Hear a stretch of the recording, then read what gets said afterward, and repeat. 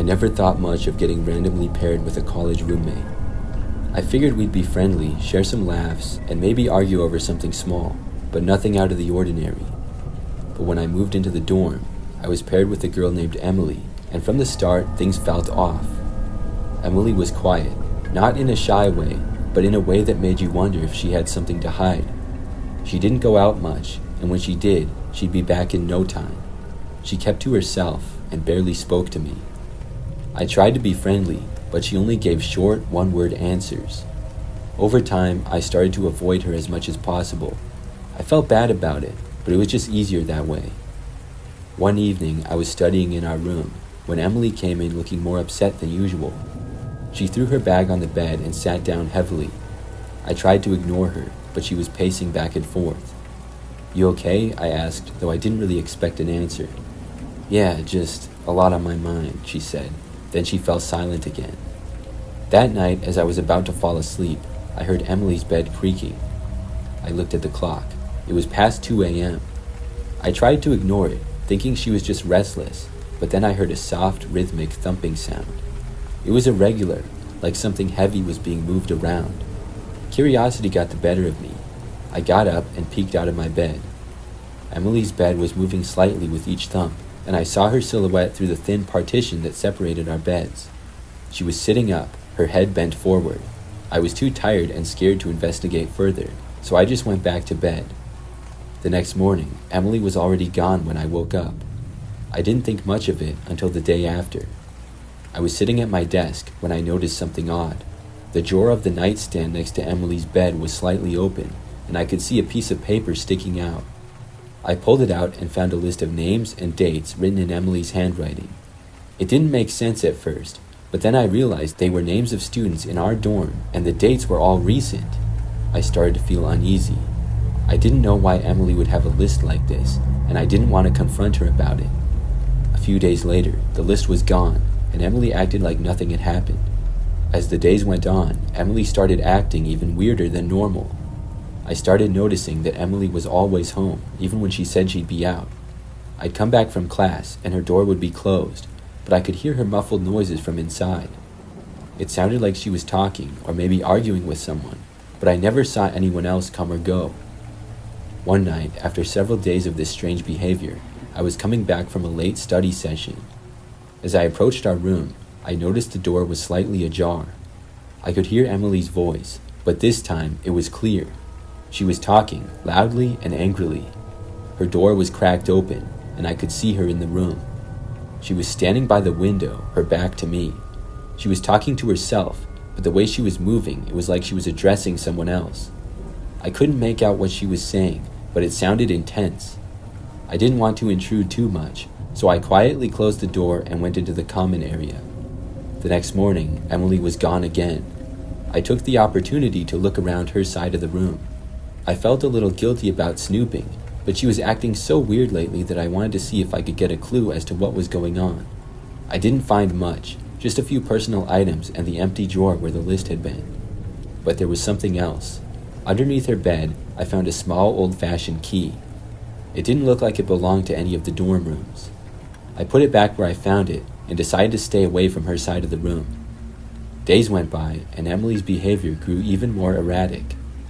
One evening, as I was studying late, I saw her from the corner of my eye, walking around the dorm with that strange, intense look on her face. She had a heavy bag with her, and she seemed to be looking for something or someone. I tried to avoid her, but she noticed me and gave me a cold stare before quickly disappearing down the hallway. Things reached a tipping point one night. I was awoken by a loud banging sound coming from Emily's side of the room. I hesitated, but decided to check it out. When I opened the door, the room was dark, and Emily was nowhere to be seen. Her bed was a mess, and the room looked like it had been ransacked. I went to the common area and saw Emily sitting alone, her head in her hands. She looked up when I approached and had tears in her eyes. "Are you all right?" I asked, trying to be supportive despite my own fear. She nodded but didn't say anything, so I decided not to press further. The next day, Emily was gone. Her things were packed up, and a note was left on her desk saying she was leaving for personal reasons and wouldn't be coming back. I never saw Emily again, and I later found out that she had transferred out of the college I still don't know what was going on with her, but the whole experience left me shaken. I learned to be more careful about who I lived with and trust my instincts. Sometimes I wonder if I will ever know the real story behind Emily's strange behavior and that unsettling list of names. Everything about the girl just seemed very strange and mysterious.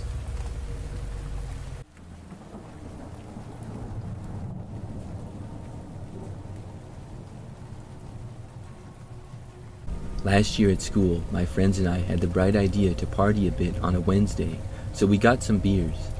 There's a railway near our dorms, and it was the place to go smoke, drink, and just hang out. We eventually got there and sat on the rocks that were there, and we started drinking. After about 10 minutes, I heard a twig snap. I asked my friends, but none of them heard it. My one friend, who was the closest to me, said that I probably imagined it. After a couple more minutes, I heard some shuffling in the bushes. Think of a small trail path, and there being a circular area with big rocks and the rest of it being bushes and trees. If you looked at it from a bird's eye view, it would look like a tree. This time, 2 of my older friends heard it as well, and we looked at each other. One of my friends looked at the other 4 who were still talking and asked if they heard that. Our oldest friend affirmed us that nothing was there. The minute he said that, we heard a whisper say, "Are you sure?" in a raspy voice. It sounded how a woman who's been smoking for years and just woke up would sound. The way the voice sounded also made it impossible for someone to impersonate the voice, so we all knew that it wasn't a college student. We were all frozen when we heard the same voice laugh. It wasn't a laugh that was made from someone laughing at something funny. It sounded sinister. Then we heard the bushes shuffle again, so we all booked it back to our dorms. I don't think any of us had ever run that fast. Normally it would have been a 5-minute walk, but it turned out to be a 1-minute run. I really wish I could say that was the end of it, but that wasn't the last time I heard that voice. I always liked living off campus, but this was one time where I really wished I lived on campus. At about 2 a.m. one night, I had to go back to my place, so I got my stuff and started walking back. The bus was down that day, so I couldn't take it and I had to walk 25 minutes to get to my place. When I walked by that same spot near the bushes, I heard the same shuffling in the bushes, and I froze again and stared exactly where I had heard it. I stood there for at least a minute. The only reason I finally started to move was because I heard the same laugh. I ran as fast as I could and made it to my apartment main office in less than a minute. There's always a cop in the front of the office, and when he saw me, he looked really concerned and asked me what had happened. I told him that I heard some weird laughing in the bushes and that it scared me. He asked me where it was, and I told him, and he nodded and said, "You too, huh?" I asked him what he meant, and he said that 3 other people had told him about it, and no one could figure out what it was. When I got back, I took a shower and got in my bed and tried sleeping. When I fell asleep, I woke up and thought it was weird that I woke up from how tired I was, and when I checked the time, it said 4:36 a.m. This was even weirder, because that meant I was only asleep for around 45 minutes. That's when I heard that same laughing again. I laid up and looked around, and when I looked straight, I saw the shadow of something out the window. It didn't look human, but it didn't look like an animal either. It was on all 4s, and what it said after scared me to the point where I stopped sleeping in my apartment and moved into my friend's dorm. It said in that same voice, "I know you're in there," as well as my name. That entire night, I just laid down trying not to cry from fear. I didn't have to really worry about it for much longer because it was like a week before finals week, and I had gotten accepted to another school that I wanted to go to. I know exactly what I heard that night, and I know I wasn't hearing things.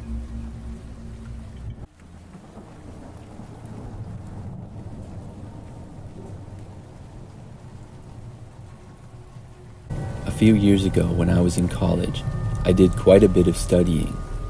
I took school very serious and needed to spend extra time on certain subjects. Sometimes I would go to study halls and work on assignments late into the night. I could just focus better there, and I think a lot of students had similar feelings. I would often see other people working on things late. Now, I went to a pretty large university. The campus was big, and there were a lot of different buildings. One Friday night, I went to one of the study halls that I had classes in to get work done. With it being a weekend, there were not as many people around campus at night. When I was in the building, I didn't see anybody else at all. I found an empty classroom and then went inside. Then I sat down at a table, took out my laptop and notes, and began working. This went on for several hours. I would often lose track of time when I was working hard. I remember at one point, I heard a door open and shut off in the distance. When I heard it, I just figured someone else was in the building, and I didn't give it much thought. But as I kept working, I soon heard footsteps approaching my classroom. I could see the front door to the classroom with a small window in it. I looked over and soon saw somebody appear in the window. It was a guy who I didn't recognize. He looked in and then moved away out of sight. I figured he was looking for a classroom that was empty to study or work in. I went back to what I was doing after that. Probably about a minute or two later, I suddenly heard the classroom door open up. I looked up and saw that the same guy was back. I watched him enter the room, but then looked back to my laptop. I was kind of annoyed that this guy was coming in here. Most of the classrooms in this building were about the same. He could have gone to any other one, but he was going to the one that I was in. I was focusing on my work for the next minute or so when I realized that I never heard the guy sit down. I glanced back up and saw that he was still standing there, right inside the door. He was kind of looking ahead, not directly at me. Then he glanced over at me, but I couldn't tell what he was doing. It was creeping me out because he was just standing there. He didn't say anything at all either. I decided that I would just leave. I packed up my laptop and notes and then got up. The guy was still standing there. I asked him if he was okay, but he didn't answer me. I walked over closer to him and once more asked him if everything was all right. He finally moved and backed away from me and gave me a kind of dirty look, but still didn't say anything.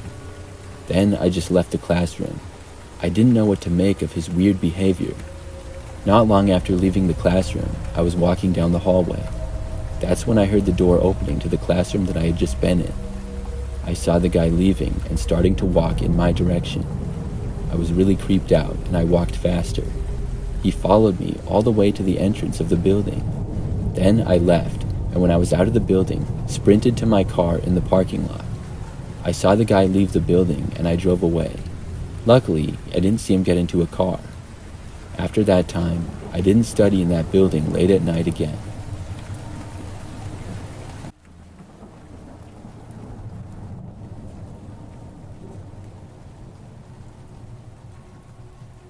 I went to a fairly small university for college and was there for 4 years. During my 3rd year there, I had one scary experience. It was a normal school day, and I drove from my small apartment to campus. I only lived like a mile away, and the campus was nice, but a little small. There were several different buildings that classes were in, and after parking in a parking lot, I walked to the building where mine was. When I got inside, I went to the classroom. Now, this was not a big lecture hall, but more similar to almost a high school classroom. There were about 30 students in the class, and then the professor. I remember that class started as usual. The professor was giving a lecture, and we were all sitting there and taking notes. About 15 minutes in, maybe, I heard a voice come over the speakers in the classroom. There was an announcement that the entire campus was going into a lockdown, and this was not a drill. They did not say the reason why, but said for students to remain in the buildings that they were currently in. Our professor looked and saw that she had received a text about the situation and started following the procedures. However, she was not told the reason for the lockdown at that time. It was similar to a high school lockdown drill. That was my only experience with lockdowns to that point. I had never been involved in a real one before. I was a little bit nervous, but felt safe in the classroom that we were in. The professor turned out all of the lights, locked the doors, and closed the blinds to the one window that the room had. She then told us to remain in our seats and stay calm. We were all wondering what the lockdown was for, and everybody started going on their phones to look it up. However, nobody could find any information other than that we were in a lockdown.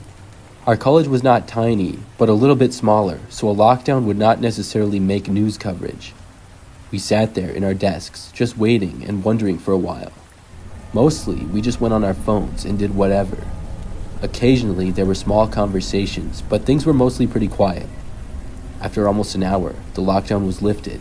The professor was informed and we were let out of class. After that, it was announced that classes had been canceled for the rest of the day. It was nice to have class canceled, but I was still concerned. We were told that they did not believe we were in any immediate danger, but I still wanted to know the reason why. I ended up just going home and back to my apartment. I talked with several friends over text, and there was a rumor that one of the professors was attacked or something. I didn't know if it was just a rumor or speculation. but we were never given an official reason for the lockdown. Later that night, we all got an email that classes for the next day were canceled as well. I was able to stay home and get ahead of things with homework and stuff. Finally, the next day after that, classes and everything resumed as normal. I went to my first class of the day, and it went by just fine. Afterwards, I walked across campus to another building for my next class. I was a little bit early and stopped to use the restroom down the hallway. Just seconds after I entered the bathroom, I was literally in a stall when I heard that the school was going into a lockdown again. I couldn't believe it. At first, I was very confused. How could we be having another lockdown again? I didn't even know for sure why we had the first one. As I was still in there, in one of the women's restroom stalls, I heard the door to the bathrooms open. Whoever walked in there started immediately talking under their breath. I couldn't really make out what they were saying, but I could tell that it was a man, which was really weird. This was the women's restroom. I lifted up my feet so the guy wouldn't see me, whoever he was. It sounded like he was walking around towards the front of the bathroom near the door and just talking to himself. After a few seconds of that, he kind of stopped and then seemed to stand by the door for a while. Then the door opened again and the guy left. I felt relieved and then checked my phone to see if there was any information on the lockdown. I couldn't find anything, so I walked out to leave the bathroom. I didn't really know what was going on out there, but I didn't want to stay in the bathroom anymore, especially after a guy had walked in it. As soon as I left, though, I saw several police officers in the hallway. They seemed to be walking down the hall to the left, past where I was. When they saw me, they said that I should go back into the bathroom, so I did. I waited just inside and didn't know what on earth was happening. I stayed in the bathroom for almost 20 minutes until it was okay to come out, and then the lockdown ended. Once again, classes were canceled for the rest of the day. I found out all of the details afterwards. A man had in fact attempted to attack one of the professors the day of the first lockdown. He fled the building and was actually able to get away. A few days later, he came back and went after the professor again. This time, he was seen by a campus security guard, and he ran away again immediately. He was later found in a hallway, not far from the bathroom that I was in. I'm pretty sure he was the person who had been in the bathroom with me. It creeps me out to think about it.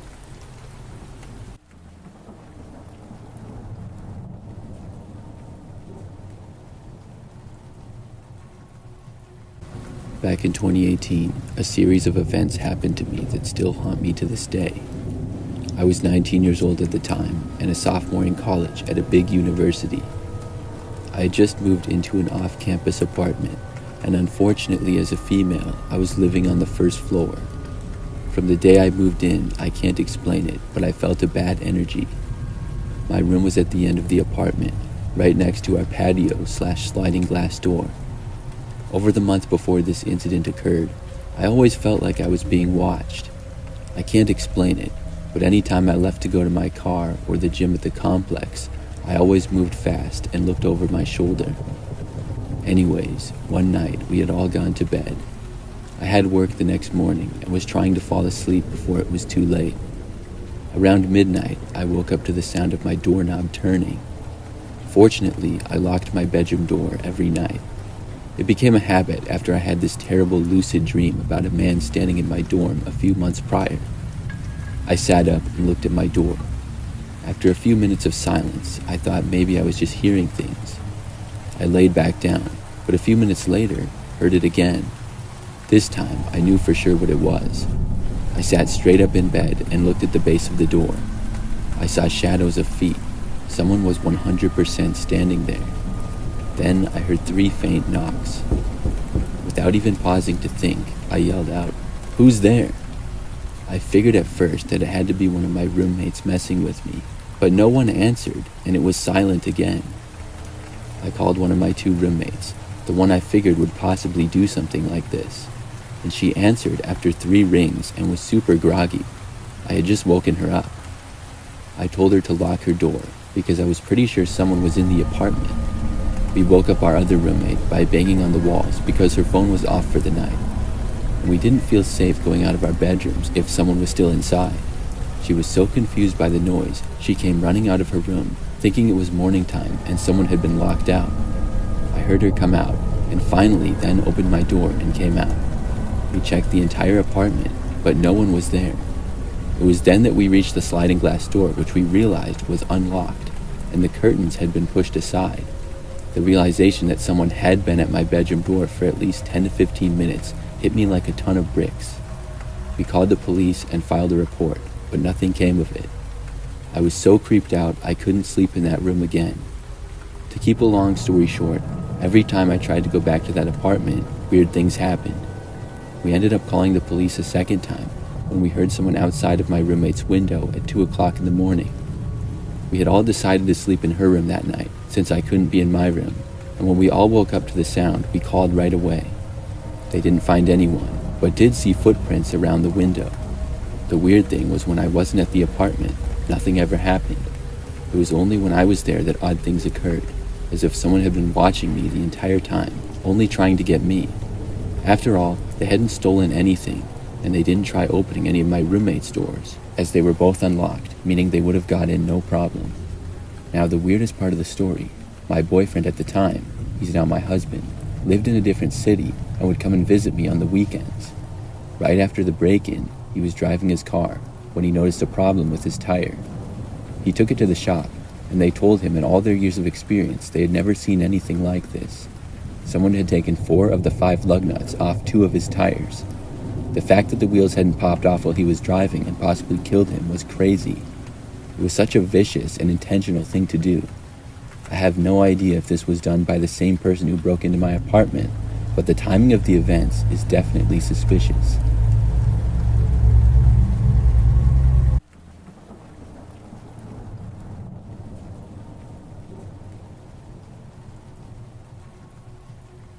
My first year of college, I had gotten close with a group of friends who were into urban exploring. I had never done it before, but most of my friends enjoyed exploring old, abandoned buildings, and as long as it wasn't a place which seemed super dangerous, I would go. There was a perfect opportunity right on our campus for us to explore. An abandoned, rundown theater building that had been there for many years was finally getting demolished in a few months. My friends decided that they wanted to check it out before it was gone. The 5 of us who were going to explore that night left at midnight for the theater. We found some small back doors, and after a couple hard pushes on the door, it burst open and we had our way inside the theater.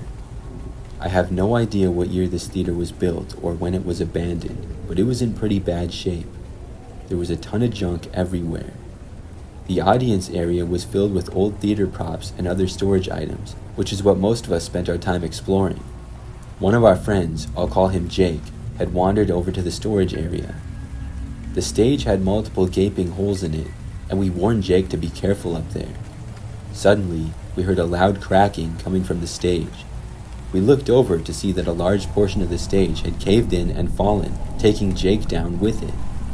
Racing over towards the edge of the stage, we were all relieved to see Jake standing up, brushing dust off himself, as he appeared uninjured.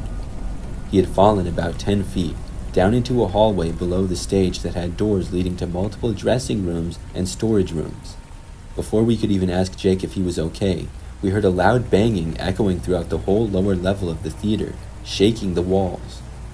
We watched as a figure sprinted out into the hallway and out a door into the night outside the theater. I was freaked out and ready to call it a night, but the others wanted to explore the dressing rooms down the hallway. I followed the group and we checked room after room. Eventually, we opened a door leading into a room, and Jake was the first person to peek his head inside, and he turned around gagging. Shining our flashlights through the door of the room, it revealed a makeshift bedroom setup with a rickety old wooden bed and some chairs and other random items in the room. On the ground, there were remains of dead animals that could be seen, mostly squirrels and rabbits. The smell flowing from the room into the hallway was horrid, and we quickly closed the door and we finally all agreed on heading back home for the night. We left through the back door, the same way we had seen the figure run earlier, and could see their footsteps in the snow retreating away from the theater. I'm sure they were hiding out there somewhere waiting for us to leave the theater. The old theater got demolished a couple of months later. I wonder to this day if that critter-eating dweller had moved on to somewhere else nearby or on the college campus.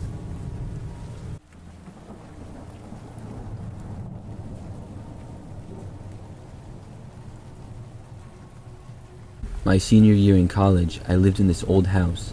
I had 3 roommates living with me, and we were all friends since freshman year. We all had our own rooms in the house, and they were all on the 2nd floor. Mine was right across from Olivia's, and it was the closest to the stairs. A few months into the school year, and some strange things started happening. We started getting random knocks on the front door, or even the windows. The first time it happened, it was late at night, and a few of us were hanging out in the living room when there was a knock on the front door. We went over to look and see who was there, but when we got there, nobody was outside. We thought maybe it was a prank, or somebody was at the wrong house.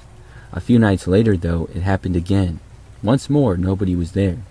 Then, when I was gone one time, the other girls told me that somebody had knocked on a back window, but whoever it was had ran away before they could see who did it. Another time, not long after this, we heard somebody running through the bushes of our front yard. It seemed as though somebody was prowling around our house at night. It would only happen at night, but we didn't know who. We knew our neighbors next door on both sides, as well as across the street. We had only met the neighbors to our left, and had seen the others around, but none of them seemed like they would do something like this. But then again, it could have been anybody. It wasn't really something that anyone in our friend groups would probably do either, so we just basically hoped that whoever was doing it would stop. And for a few days, maybe a week, they did. We were all starting to forget about it. But then, one night, I arrived home very late. I had an on-campus job working at some of the sporting events. The game had gone late, and so I didn't get back home until around midnight. During the 5-minute drive home, everything was fine. When I finally got back, all my roommates had gone to sleep already. The lights in the house were all off, and it was completely quiet. I was tired, but also very hungry from being at work for a long time. So I went upstairs, took a shower and changed, and then went back downstairs into the kitchen. I was cooking some ramen when I heard what sounded like somebody trying to open our front door. The door was locked, and it was not in my view. They tried just that one time, and I walked over to the front door to see who was there, but by the time I got there, they were gone. I figured this was probably the same person who was always messing with us. I looked around through the front window for a short time. After not seeing anybody still, I went back to the kitchen and resumed cooking. However, only about 2 or 3 minutes later, I heard something outside. The kitchen was at the back part of the house and had a couple of windows overlooking the backyard. I couldn't really see anything though because it was so dark. There were also bushes right next to the window as well. It seemed as though somebody was walking through the bushes. As I looked out of the window, I soon saw the silhouette of a man walking through the backyard. It was too dark to see any details about him, but he was walking towards the back door, and I realized that he would probably try it. Thankfully, it was locked. I stopped cooking and ran out of the room. As I did, I heard him try the doorknob. I decided to call the cops then. I went into the living room and dialed 911. I told them that somebody was trying to break into our house. Then I went upstairs and waited. When the police got there, unfortunately the man was gone. Thankfully he didn't get inside though. And surprisingly to me, after that night we never had any more problems with him again. Maybe he saw that we had called the police somehow. Either way, I'm glad that he stopped prowling around out there.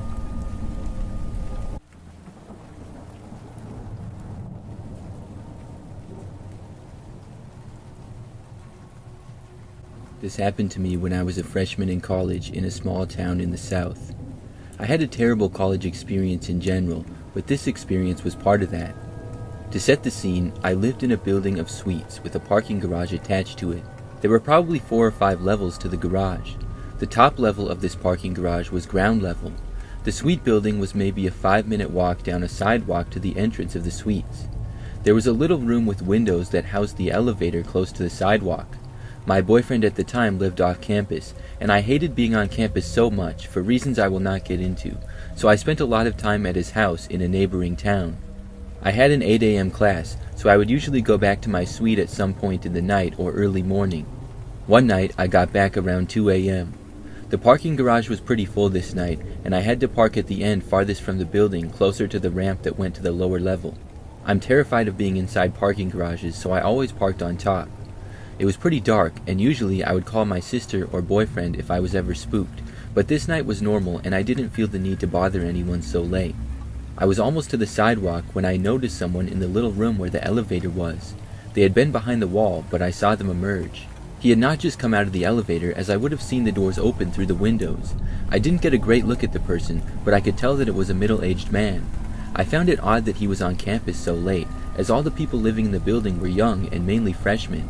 I tried my best to just ignore the person and continue on my way, but as I reached the sidewalk about 20 feet past the little room, he came out and started walking behind me. I tried to be rational and not freak out, but the further I walked, the more I realized he was getting closer to me. There was one of those posts where you could hit a button for campus police, but something inside me told me that I had to not let him know that I knew he was there and that he was scaring me. In a few seconds, I had to make a decision. I just started sprinting down the sidewalk. I immediately heard him pick up his speed and start running as well. He was chasing me. There were 3 entrances to the building, and I usually used the farthest one because my room was on the far side of the building. However, as soon as I got to the first entrance, I quickly swiped my card, entered, and slammed the door shut behind me. He was right there on the other side of the doors. He made eye contact for a second or two, and then he ran the other way away from my view. I was so scared, and to this day, I wonder what his intentions were. It's probably for the best that I don't find out. The next morning, I woke up to an email from my school about a strange man that had been spotted on campus. It still gives me the creeps when I think about it.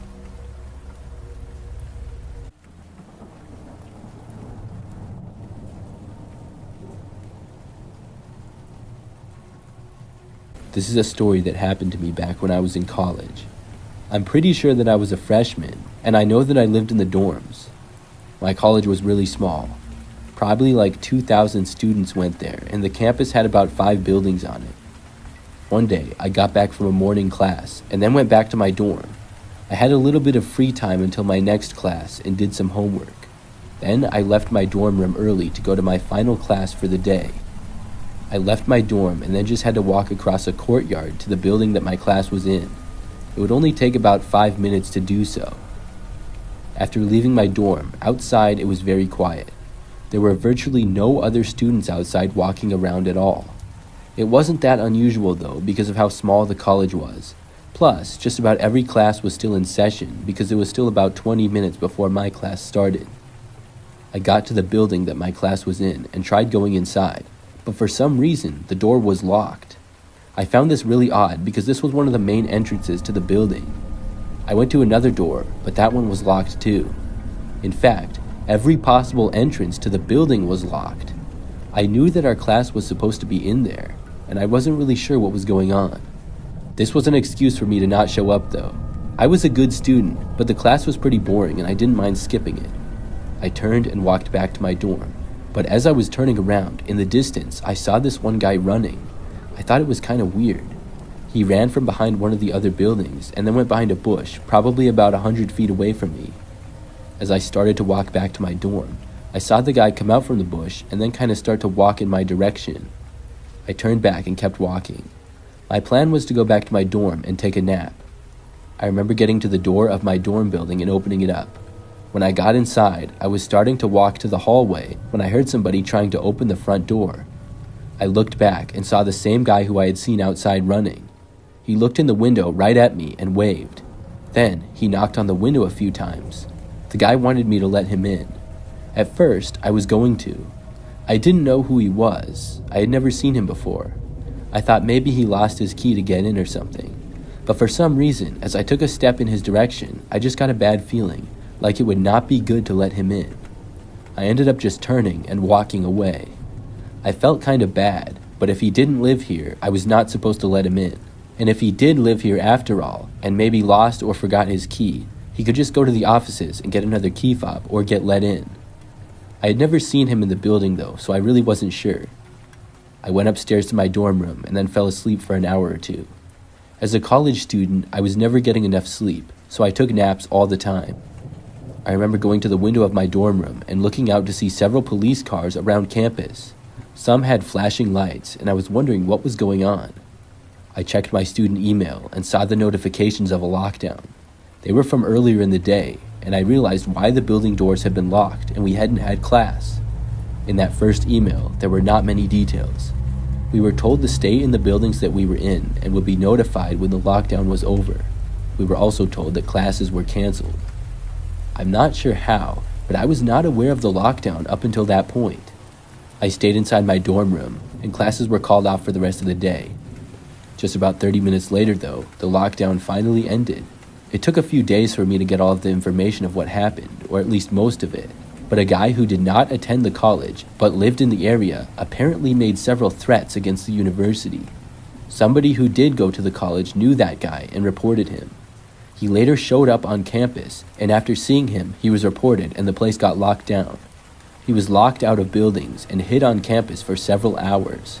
There were multiple reports of him trying to get inside buildings. He happened to be the same person that I had seen outside, and I almost let him into my dorm building. I'm really glad that I didn't.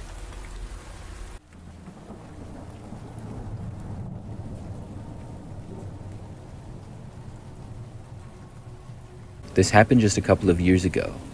I was in college at the time, but went to a smaller school. I have a good friend group from high school, and we remain close to this day, but several of us went to different colleges.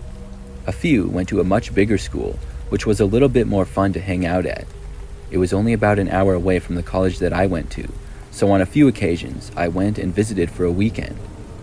I remember that one time, during I believe my third year of college, I went to visit two of my friends, Jake and Sam, at the larger school. I went down on Friday after classes and hung out with my friends later that day. We were going to go to the university football game the next day on Saturday. But before that, on Friday night, my friends and a few of their college friends were going out to some of the local bars. We left to go there at probably like 10 p.m., and we decided to walk because I was told it would only take about 10 minutes. I was with Jake and Sam to start, but Sam soon left us because he said he had to stop and get something at one of his friend's dorms quick, so he would meet us there. Our route to getting there went right through the center of campus. Now, I had been there a couple of times in the past, but this school was very large, and I didn't know the campus all that well. At this hour, things were dark, and really nobody else was around, other than some people on the main sidewalks. We took a shortcut through a courtyard near some buildings, which I assumed had classrooms in them, but I wasn't really sure. I suddenly really had to use the bathroom, and when we passed by a building, I asked Jake if I could use the bathroom in one of the buildings. He was like, "Sure, go ahead." I didn't really know what the buildings were or if they would be locked, but when I went to the door and tried it, it was open. Jake then got a phone call and he stayed outside. I told him that I would be right back, and I entered the building. When I got inside, there were a few hallways and a lounge type of area. I didn't know exactly what type of building it was still. Nobody else seemed to be inside. There was no bathroom in immediate sight, so I started walking around to try and find one. I kept expecting one to be right around the corner or really close by, but there just wasn't one. At last, after probably 5 minutes of wandering around the building, I found a bathroom. I used it and was back out in less than a minute, but now I didn't really know how to get back. I thought that I knew the way and started going there, but I soon heard footsteps coming. They were walking kind of fast in my direction. I didn't know if I was even supposed to be in here, and I wasn't a student at the school, so I decided to wait out of sight. I went back around the corner, hoping for the footsteps to pass by. Instead of passing me, though, they turned the corner and headed to where I was. In a split-second decision, I moved back and went up a staircase, which happened to be right there. After walking up, I was now a floor higher, and everything looked mostly the same on the second floor. But I heard the footsteps starting to walk up the stairs. They were also moving faster than before. Somebody seemed to be after me for some reason. I started to worry that I really wasn't supposed to be in this building and would get in trouble. I walked as fast as I could without running through a random hallway. I was trying to make my way back towards the entrance and find another staircase or something. When I went down a couple more hallways, I heard the person behind me go down each way that I went. They were still a ways back though and couldn't see me. I didn't know who this person was that was chasing me. I kind of thought that it was silly, and I considered just stopping and seeing who it was. But for some reason, I just felt like that wasn't a good idea. For some reason, I felt like I was maybe in danger. I kept walking, changing hallways every so often. I tried going in a random room at one point, but it was locked. Then, I came up on an elevator. I decided to take it and push the button. Thankfully, it opened immediately. If I would have had to wait, I probably would have just moved on. I got inside and started pushing the button for the first floor over and over. Meanwhile, I heard the footsteps coming from down the hallway. They were moving faster and faster, and then they started running. Whoever this was now sprinting towards me. Finally, the elevator doors started to close. At about that same time, the person had entered the hallway that I was in. The doors just barely closed on time. When they were maybe an inch open, I heard whoever it was get right outside and then just barely saw them. I couldn't tell anything about them though, just that they were right outside. They grabbed at the door, but it was too late. I felt a huge wave of relief as the elevator started moving down. But at this same time, I heard the person sprinting away from the elevator. I was guessing that they were now going to the nearest staircase. When the elevator door opened, to my surprise, I could see the exit. I think it was the same door that I had gone in. I turned to the right and started walking. That's when I heard footsteps coming from a ways to the left. Whoever it was that was chasing me was almost down the stairs. That's when I started to run. I sprinted towards the exit and heard the other person sprinting in my direction now. Just when I was about to get to the door, I saw something go flying past my head and I heard a loud smash. Whoever this person was had thrown a small lamp at me. It just missed my head and hit the wall just a couple of feet away. I opened up the door and sprinted outside. My friend Jake was still on the phone, but a ways down, probably like 50 feet. He saw me running and looked confused. But as I was approaching him still, I saw the look on his face as he saw somebody come barreling out of the building behind me. Then he started running with me. We were both pretty fast, and now that we were outside, had many more options on where to run. We quickly made a right and ran a ways, then made it to another street. When we did, we finally stopped and realized that the person wasn't chasing us anymore. Jake asked me what that was all about, and I told him that I didn't know. We were able to meet up with our other friends after that, but I felt really lucky to have made it out of that situation okay. I really don't know who that person was. The crazy thing is that I never even saw them. Jake told me that it was a man, and he said that he didn't get a real good look at him, but he said the guy looked insane. I will take his word for it. The fact that the guy threw a lamp at me is really bad. It could have injured me, and I'm glad that the guy didn't catch up with me either. Who knows what he would have done. I also feel like the guy was not supposed to be in the building. I didn't see him for the rest of the time that I was there that weekend. Since then, I've been back at that college a couple of times, but I will never forget that experience.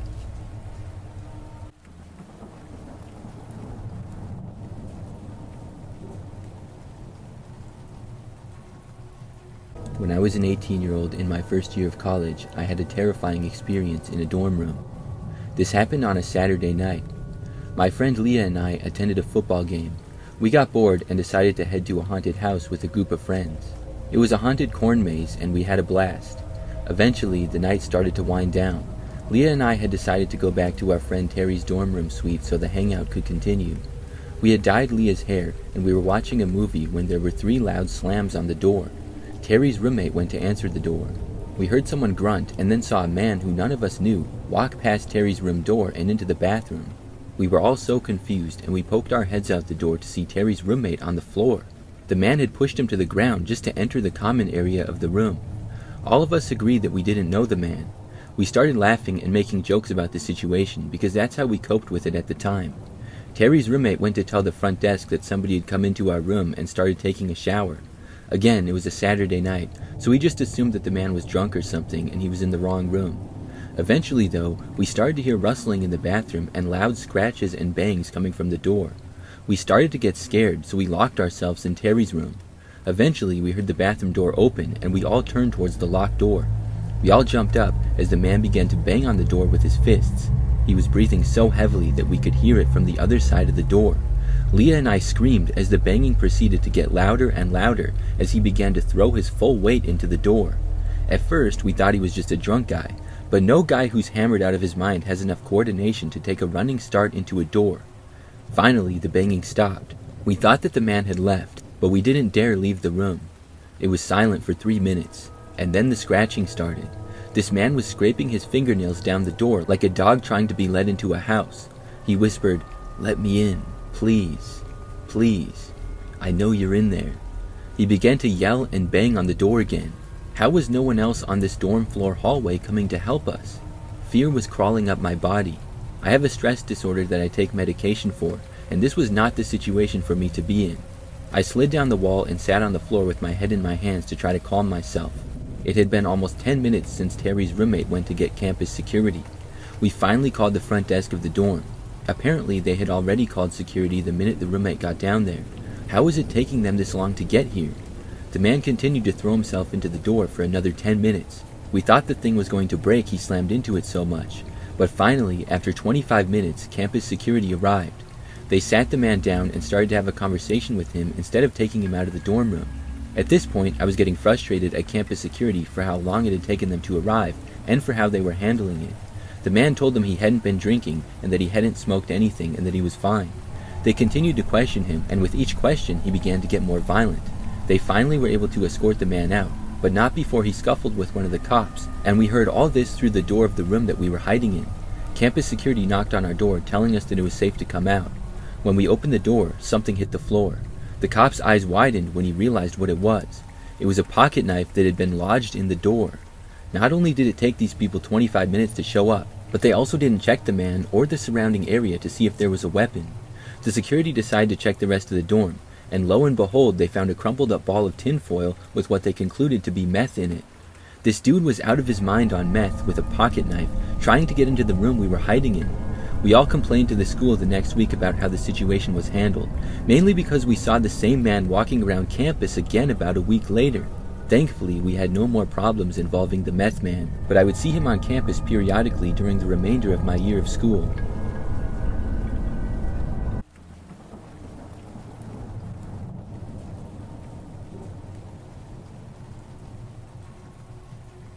One of my first weekends in college, my newly acquired friends and I decided to go to a house party. We hung out in the dorms for a majority of the evening. Then, at around 10:30, we got dropped off at the address for the house party. It wasn't quite what we were expecting when we thought of a party, but there was enough people there for it to be a good time still. We also knew many people there, so that made it more fun also. The focal point of the party was downstairs in the basement, where there was loud music and drinking games being played. Personally, I wasn't interested in playing any of the drinking games, so the party was a little boring for me. But I stayed downstairs and hung out with my group of friends. Eventually, though, I got really hot and wanted to get out of the basement and grab some fresh air. My plan was to go outside the house for a bit into the cool night. But on my way out, I walked through the upstairs living room area where there was a couple people hanging out on the couches talking. I recognized a girl on the couch in the living room. She sat near me in one of my classes. I decided to go talk to her and say hi. It ended up being a great conversation, and I sat down on the couch with her and we talked for a while about school and other random stuff. It was a refreshing break from the noise and action of the party going on downstairs in the basement. We had been talking for quite a while now, when it came to my attention that a guy sitting on the other couch across the room was staring at me. He wasn't talking to anyone, and there was nobody really by him. He was just sitting and staring. I sneaked glances at this guy during my conversation, and every single time he was locked in on me. I was getting a little weirded out by his intense gaze, so I wrapped up the conversation with my classmate and decided to head back downstairs to my friends. I had reached the top of the stairs heading down into the basement when I felt a cold hand grasp firmly onto the back of my arm. It was the guy from the couch. With no introduction or hello, he simply stated, "Want to go outside and get some air?" It was an unfriendly voice, and I told him no and to please let go of my arm, and he was still grasping onto the back of it. He stared at me for a couple of seconds, and I was afraid he wasn't going to let go.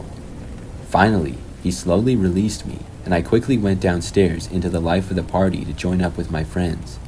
At this point, I was ready to go home, back to the dorms, but my friends were still playing games, so we stayed longer.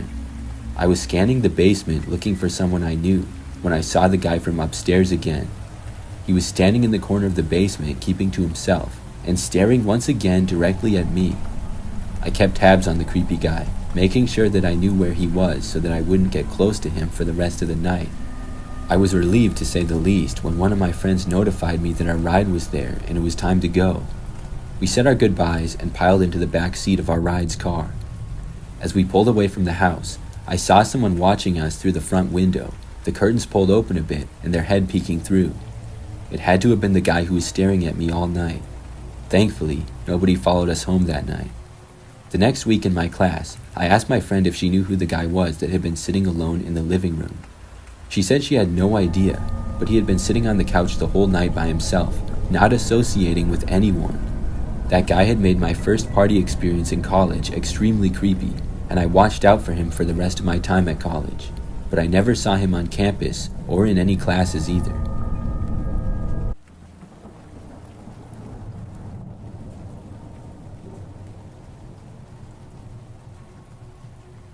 This happened back when I was in college. It was my freshman year, and I lived in the dorms on the second floor. The dorm building that I had was very popular for freshmen and was pretty large. I remember that not long into the school year, maybe a week or two in, I started to get to know some people. I was making some friends in my classes and got to know a couple people who lived on my floor as well. There was this one guy, though, who I always seemed to run into or see. He was a little short, had dark brown hair, and lived down the hall from me. Almost every day when I left for class, I would see him. He would seem to be leaving either right before me or right after me. And when I would return to my dorm, I would almost always see him too. It was crazy. The school was not that large, but it wasn't that small either. I also saw him in several different locations around campus. I chalked it up to just a coincidence. I mean, we likely had similar class schedules, and we were both freshmen. Despite seeing him all the time, I never actually spoke with him. After probably a month of seeing this guy multiple times on just about a daily basis, I didn't think that much of it. But I got suspicious one time when I went to go fill up my water bottle down the hall. The dorm rooms had no running water or bathrooms in them, so you had to go down the hall to use either the community bathrooms or the community water fountain. I left my room, and the water fountain was kind of around the corner. When I walked back and entered my dorm room, I saw the guy just standing there a few feet inside. He looked surprised to see me, but I was just as surprised to see him. He said something like, "Sorry, I accidentally went in the wrong room." Then he quickly walked past me and left. I was so confused that I didn't say anything, and I just watched him leave. Then he was gone, and I locked my door. After thinking about it for a while, though, I realized how that made no sense what he said. Sure, he lived on my floor, but we had been living there for like a month now. There's no way he would just accidentally walk into the wrong room. I had only been gone for like 30 seconds to a minute at most filling up my water, so he had probably just entered my room when I got back. That very same night, though, it got even weirder. I was up late doing homework. It was probably like 11 p.m. or maybe midnight. I was planning to go to bed really soon. I just remember that when I was in my room, I heard my doorknob start to turn. My door was thankfully locked, so whoever it was did not get in. But I knew who it probably was right away. That one guy that I kept seeing. I got up and ran over to the door and looked out of the peephole. When I got there, though, whoever it was now gone, and I saw nothing. Now I was really creeped out that he tried to enter my room so late at night. Of course, I had no proof who it was, but I had a strong feeling. The next day, I saw the guy once more. He left his dorm room not long after I passed by his in the hallway. I was walking to my class, and I assumed that he was doing the same. He was walking about 20 feet behind me, maybe, and I thought about turning around and confronting him. Then I could ask him if he tried to enter my room the previous night, but I decided not to. I just walked to class and didn't see him anymore when I was about halfway there on campus. I didn't see him for the rest of the day either, until later that night. This time, though, I went down to the computer lab. We had a smaller computer lab in the basement of my dorm building. Generally, it was pretty quiet, especially late at night. It was a better place to get homework done, because there was a printer and less distractions than my room. So I was finishing an assignment and focused on that. All of a sudden, I looked up and saw the guy at another computer. He wasn't looking at me, but I was so mad when I saw him. There was no way he was not purposely following me around or something. He wasn't that close to me. When I saw him, I just finished as fast as possible and then left. I didn't want to be around him anymore. When I left the lab, I did not notice him leaving right after me or anything. I quickly made it back to my room and locked the door. Then I went to bed after that. The next thing that happened was a few days later. It was the weekend, I believe either a Friday night or Saturday night. I went out with some friends and was gone until pretty late. At probably sometime after midnight, I was dropped off in front of my dorm building. I went inside and then was walking up to my room. Things were very quiet with how late it was. When I got up to my floor, I walked down the hallway to the end where my room was. But shortly after I passed by that one guy's door, I heard it open. I sensed him start to walk behind me. I was slightly annoyed, but that was all. As I kept walking to my room, though, he continued to follow me, and seemed to be getting closer. I walked a little bit faster, and I could feel him getting closer still. Then I just started running. I ran the rest of the way to my room, unlocked the door as fast as possible, and then got inside. When I was unlocking it, I could hear him now running, but I didn't look. Then I slammed the door shut and locked it. Not even a second after that, he arrived at my door and tried opening it. He was trying like crazy, but the door was locked, and then he started pushing on the door like he was trying to force it open. I took out my phone and called campus safety. Meanwhile, he started to basically throw himself up against the door, like he was trying to break it down or something. This went on for a minute or so, and then he stopped. I went to the peephole and looked, but he was still standing there. I thought he was going to walk away, but then he tried opening the door again and breaking the door, but the door held up. Then a campus security officer arrived and saw him at my door. He was questioned, and I heard him claiming that he must be at the wrong door again. What a lie. He went back to his room after that, and then I talked with the campus safety. The guy ended up getting kicked out of the dorm building, and I believe kicked out of the university as well. I never saw him after that. I'm sort of worried that he might show up and stalk me someday or something, but luckily, I haven't seen him since.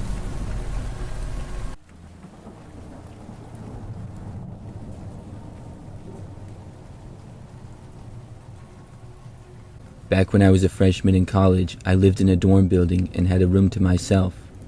The building was pretty typical. It was old, had several floors, and also a lounge area. The rooms did not have bathrooms in them, so each hallway had a large bathroom about halfway down it. One time, about a couple of months into my freshman year of college, I was up late in my dorm room. I was studying, and I would often stay up later than I should have doing homework or studying for classes. It was probably about 1 o'clock in the morning or so. I don't remember what time I had class the next morning at, but I was planning on going to bed soon. After finishing up my studies, I went out of my room to go to the bathroom down the hallway. I remember that I left my room, and as I began to walk down the hallway, I noticed something. It was just one really long and straight hallway, and at the very end, there was this guy wearing one of those old white goalie masks. I only saw him for like 2 seconds, and then he went out of sight at the end of the hallway, going around the corner that led to the stairwell. It seemed weird to me, especially because it was 1 o'clock in the morning. As I walked to the bathrooms, the hallway was completely quiet and empty, other than me. Everyone else was sleeping, no doubt. I thought the guy with the mask was probably another college guy playing a joke on a friend or something. Pranks in the dorms happen all the time, but normally those kind of things happen on weekends or nights where people are staying up late. I didn't think too much of it though, and I went into the bathroom and brushed my teeth and stuff. I was at one of the sinks in the bathroom, and to the right you can see the bathroom door, which is propped open. I was in the bathroom for maybe 5 minutes, and as I was at a sink finishing up, I saw movement to my right. It was somebody walking down the hallway past the bathrooms. When I looked, just for a second, I saw the same guy walking past the bathrooms now. He didn't look over at me, and he didn't stop or anything. After he had passed by, within a minute, I was done and left the bathroom. I went back to my room and then went inside and went to sleep. I didn't see that guy for a few days. However, a couple of nights later, I was in a similar situation. I stayed up late and went to brush my teeth before going to sleep. It was after midnight again, and when I walked out into the hallways, at first I didn't see him. But when I was walking back to my room, I heard somebody walking a long ways behind me in the hall. I turned around and noticed him walking towards me. He was still a really long ways away, but he was wearing that same mask. This seemed a little odd. I didn't know why somebody would be doing this, but I just went into my room and then got into bed. I fell asleep pretty quick, only to wake up a short time later. What woke me up was the sound of someone knocking on my door. It wasn't very loud, but enough to wake me up. And that didn't take too much, because I'm not a deep sleeper, and also things were so quiet at that hour. So I groggily sat up and listened. Whoever was at the door knocked again. I had just woken up and was not thinking the most clear, so I had no idea who it would be. I got up and walked over to the door and looked through my peephole. There I saw the same guy, still wearing the mask. He was just standing there waiting for me to open the door. I saw him knock again. However, I did not answer it. There's no way I was going to. After staying at the door for maybe another minute, he finally walked away. I was really creeped out by the experience. I didn't get a look at the guy's face because of the mask, but I had assumed that it was just a college kid. Well, about a week later, I hadn't seen the guy at all, but I heard about what happened. A man was arrested for trying to break into students' rooms, and it was the same guy wearing the mask. He was not even a student. It was some guy in his 40s, and that really creeped me out. I thought that it had been just some creepy but most likely harmless prank by a student. I had no idea that it was some crazy guy who didn't even go there.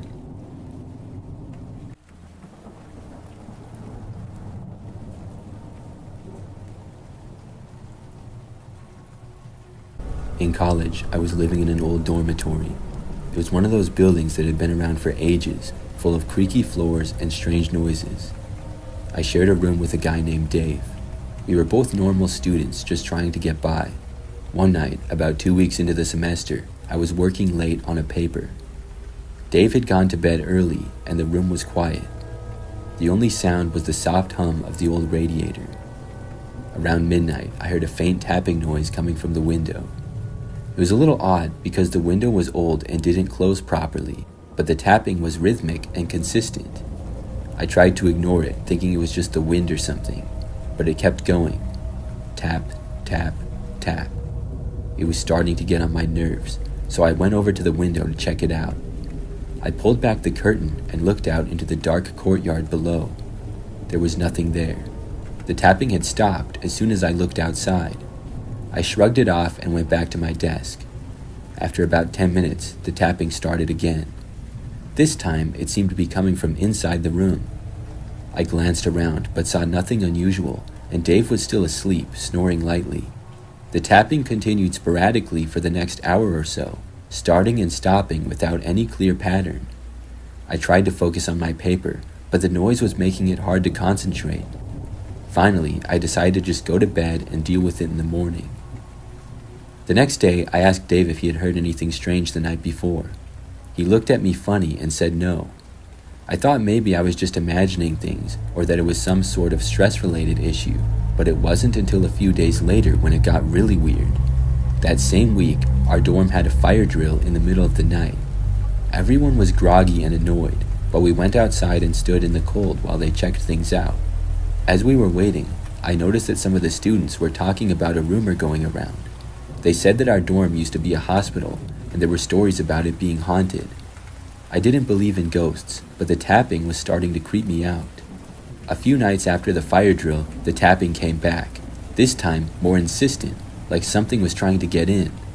I was alone in the room that night because Dave had gone out for the evening. The tapping was loud enough now that I could hear it clearly, even over the hum of the radiator. I went to the window again and saw nothing outside.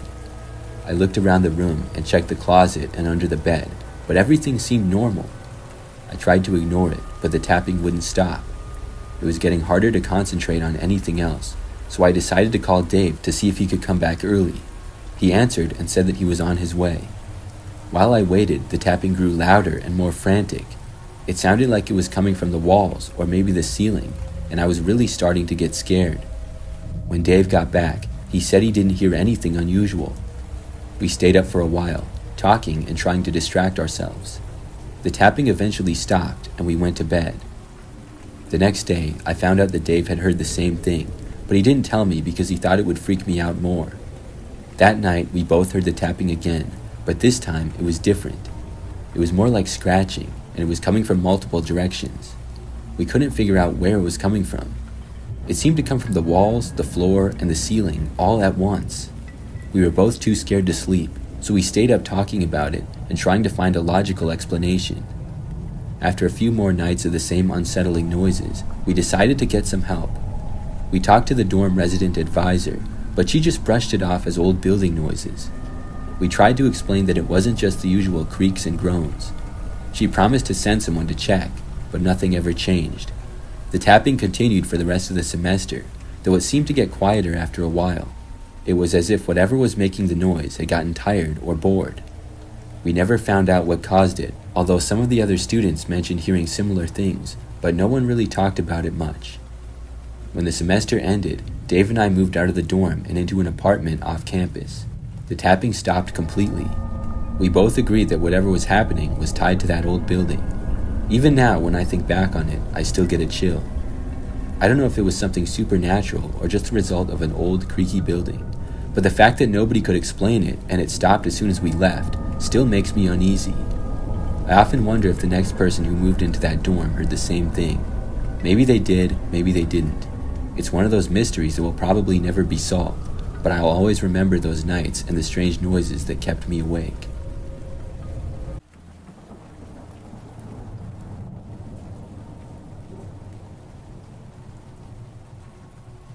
Last year, I was a freshman in college. I lived in a dorm by myself. I enjoyed not having a roommate because I had more space to myself and could come and go as I pleased. The dorm building was very old, and I lived on the 4th floor. My hallway was almost all people without roommates, so it was pretty quiet most of the time. One night, I was doing some studying late at night at my desk. At about 11 p.m., I turned off my lamp and decided to go to bed. But right after I turned my light off, I heard a noise come from the corner of my room. I turned my light right back on. It was my water bottle falling off my dresser. I was so confused as to how this could have happened. It couldn't have been the wind because my window was closed. I went over and put my bottle back on the dresser and then went to go brush my teeth. When I came back, the bottle was on the floor again. I was a little bit creeped out. I moved the bottle and then got in bed to go to sleep. Just when I was getting really relaxed and about to fall asleep, I heard my doorknob being turned. I looked up to see the door being opened slowly. Now I was extremely creeped out. I had locked the door like I always do when I got back. I walked out and looked into the hallway. It was empty. I went back to my room and shut the door and turned all of the lights on. I wasn't able to fall asleep for about another hour. The next day, I told some of the guys that live on my floor what happened, and they said that some similar things have happened to them. The college campus I live on is very old and is said to be haunted. I have always been skeptical about that sort of stuff, but what I witnessed I have no explanation for.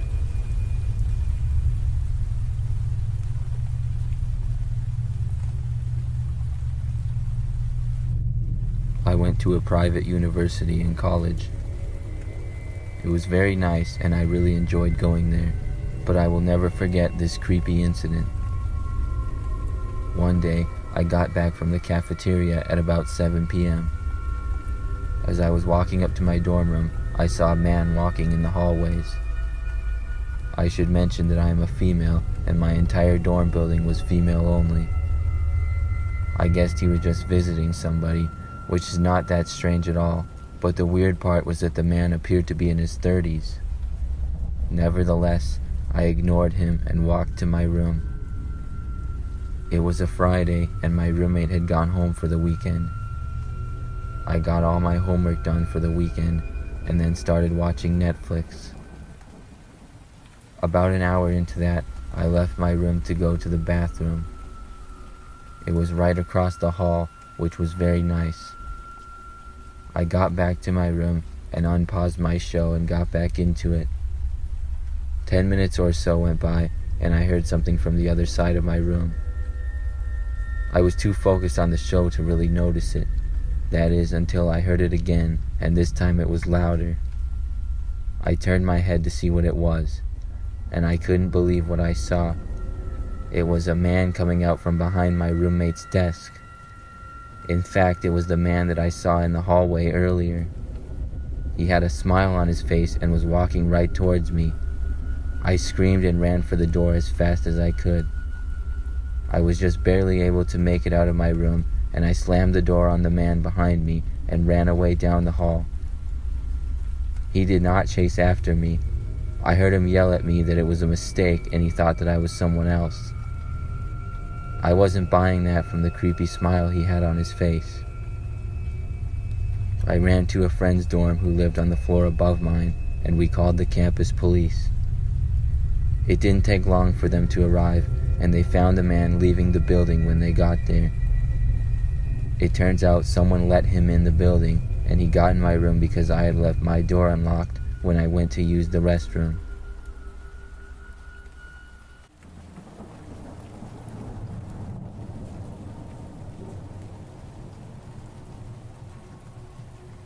This story takes place a few years ago when I first started college as a freshman. I was at a pretty big school, but I didn't know anybody there. I was 4 hours away from home and in a different state.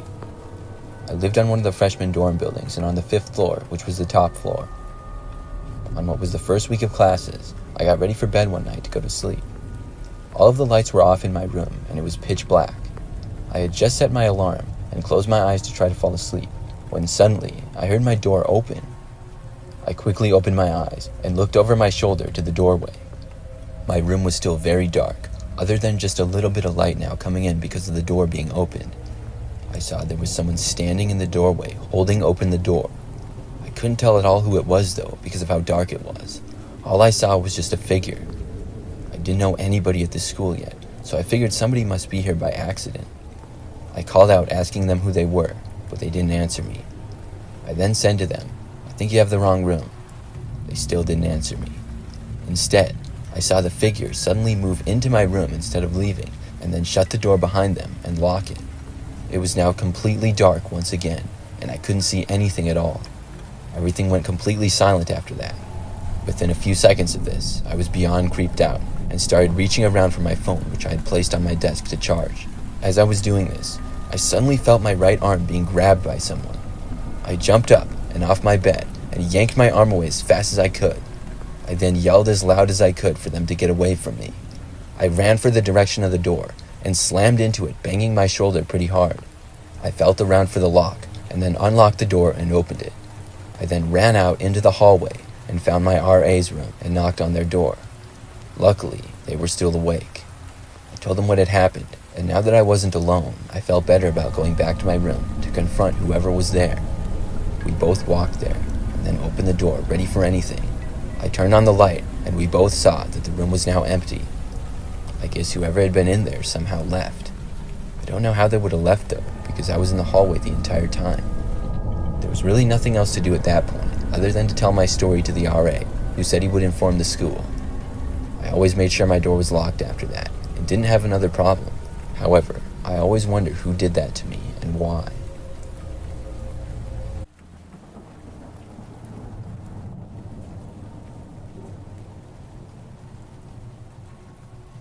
This is something that took place back when I was in college. It was my freshman year, and I attended a very large university.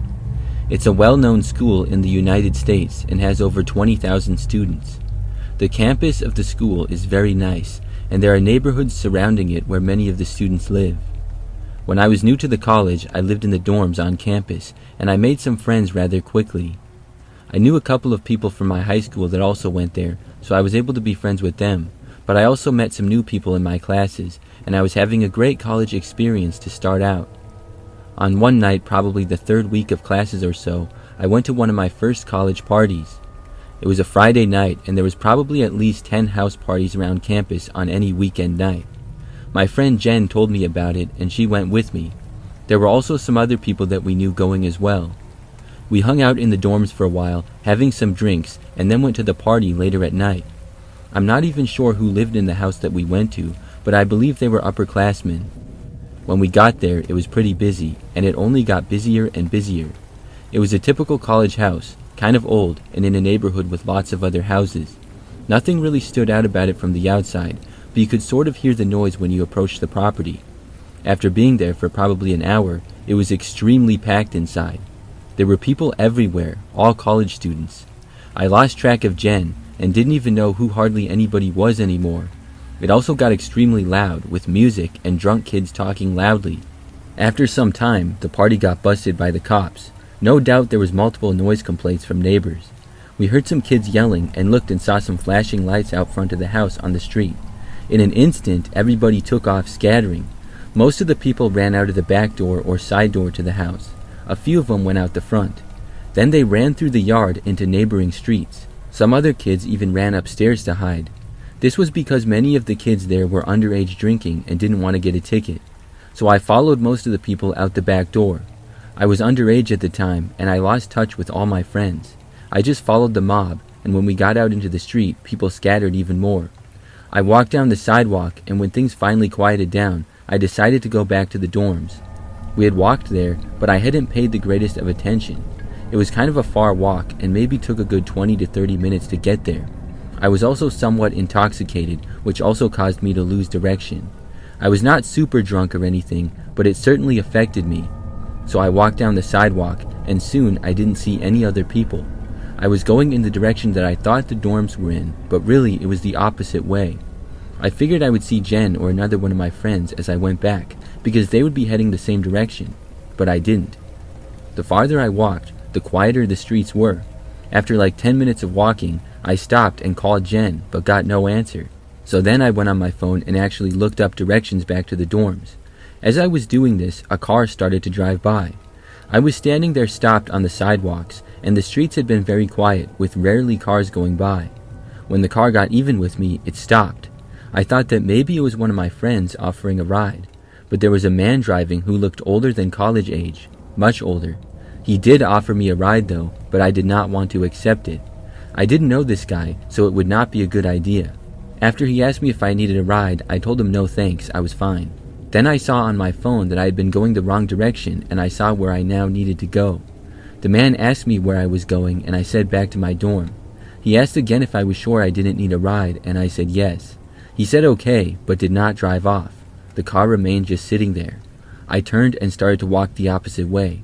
A short time later, I heard the man driving away. I turned around to see his truck go out of sight.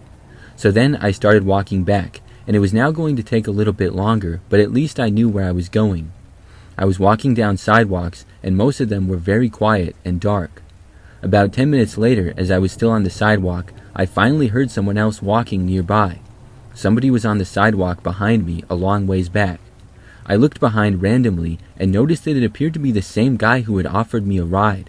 This was really strange. Why would he be walking on the sidewalk after me if he had a car? The guy was a really long ways back, like I said, so I just ignored it. But as I kept walking, so did he. He did not go into a house or anything. He was following me for several minutes. I turned around and saw that he was a little bit closer, and I had been walking pretty fast. I didn't know what this guy was doing, so I started walking even faster now. But he was taller and larger than me and could no doubt walk faster. As I kept going, over the next few minutes, I heard his footsteps getting progressively closer to mine. This was beginning to creep me out. He was now within probably 50 feet of me. I needed to do something. As I kept walking, I started looking around. I turned onto a random street that I was not supposed to go down, but I was desperate. When I turned, of course the man did behind me as well. I walked down that street for a while, and then I heard something else. The slight sound of music. I looked to a house to my left, and all the windows were covered and nothing seemed out of the ordinary, but the muffled sound of loud music made me think that maybe there was a party going on there or something. I turned and just walked through the front yard.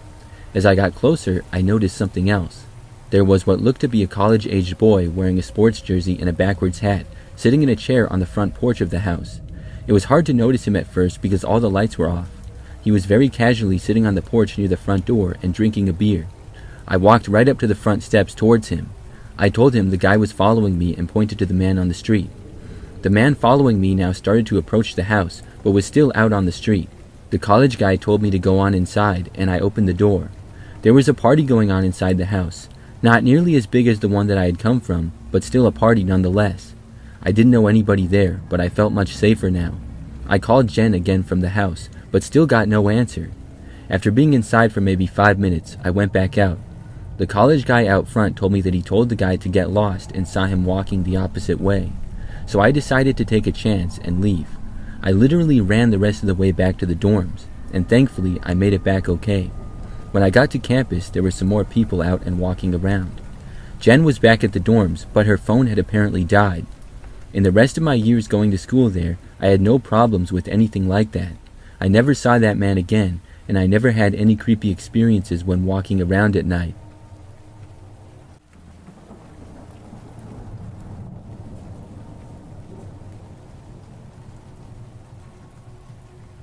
I'm a custodian at a university. I started working at this university in July of this year. I had heard other custodians talk about haunted buildings, and even some of them had strange pictures to back up their claims. A few months ago, 3 of us got moved into the physics building because the custodians there had let it get kinda bad.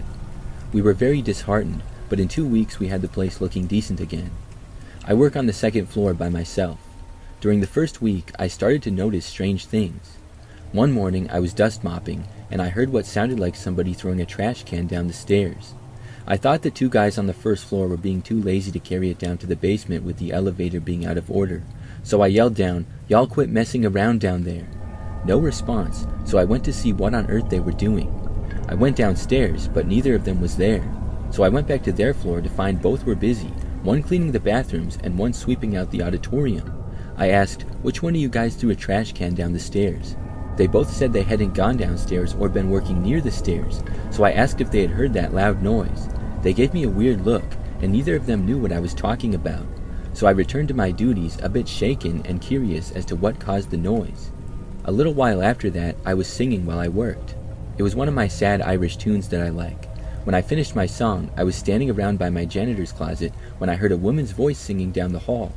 I started down the hall to see who was singing, and about halfway down the hallway the singing stopped. I continued to the end of the hallway to find myself standing alone. No one had been there. I started telling the other two custodians about the weird things, and they both laughed it off, saying that I had been mixing chemicals in my mop bucket and it was all in my head. The noises and singing continued on and off, and one morning all three of us were on my floor for our break when we heard the singing. One of the guys asked if I had the radio up, and I said no, that's what I've been talking about. He said it's got to be somebody's radio somewhere and dismissed it. Recently, on the morning of Halloween, I was on the first floor talking to our boss who had come to check on us. The guy who dismissed the singing had gone to the second floor to get the trash can from the room since I was distracted by the boss.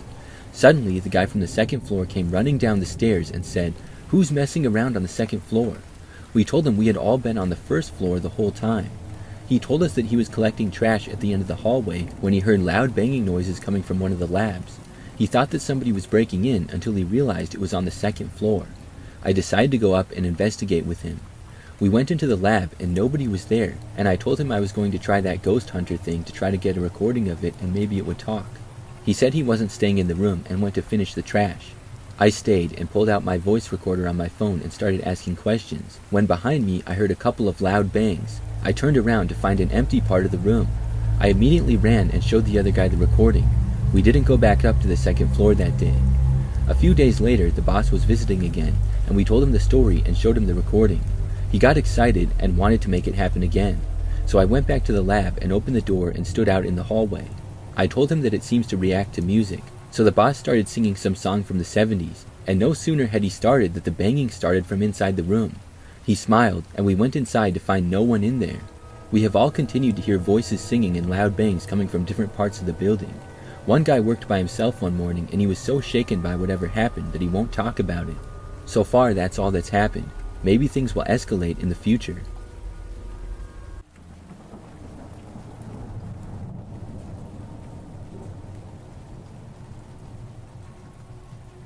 This is something that happened during my freshman year of college.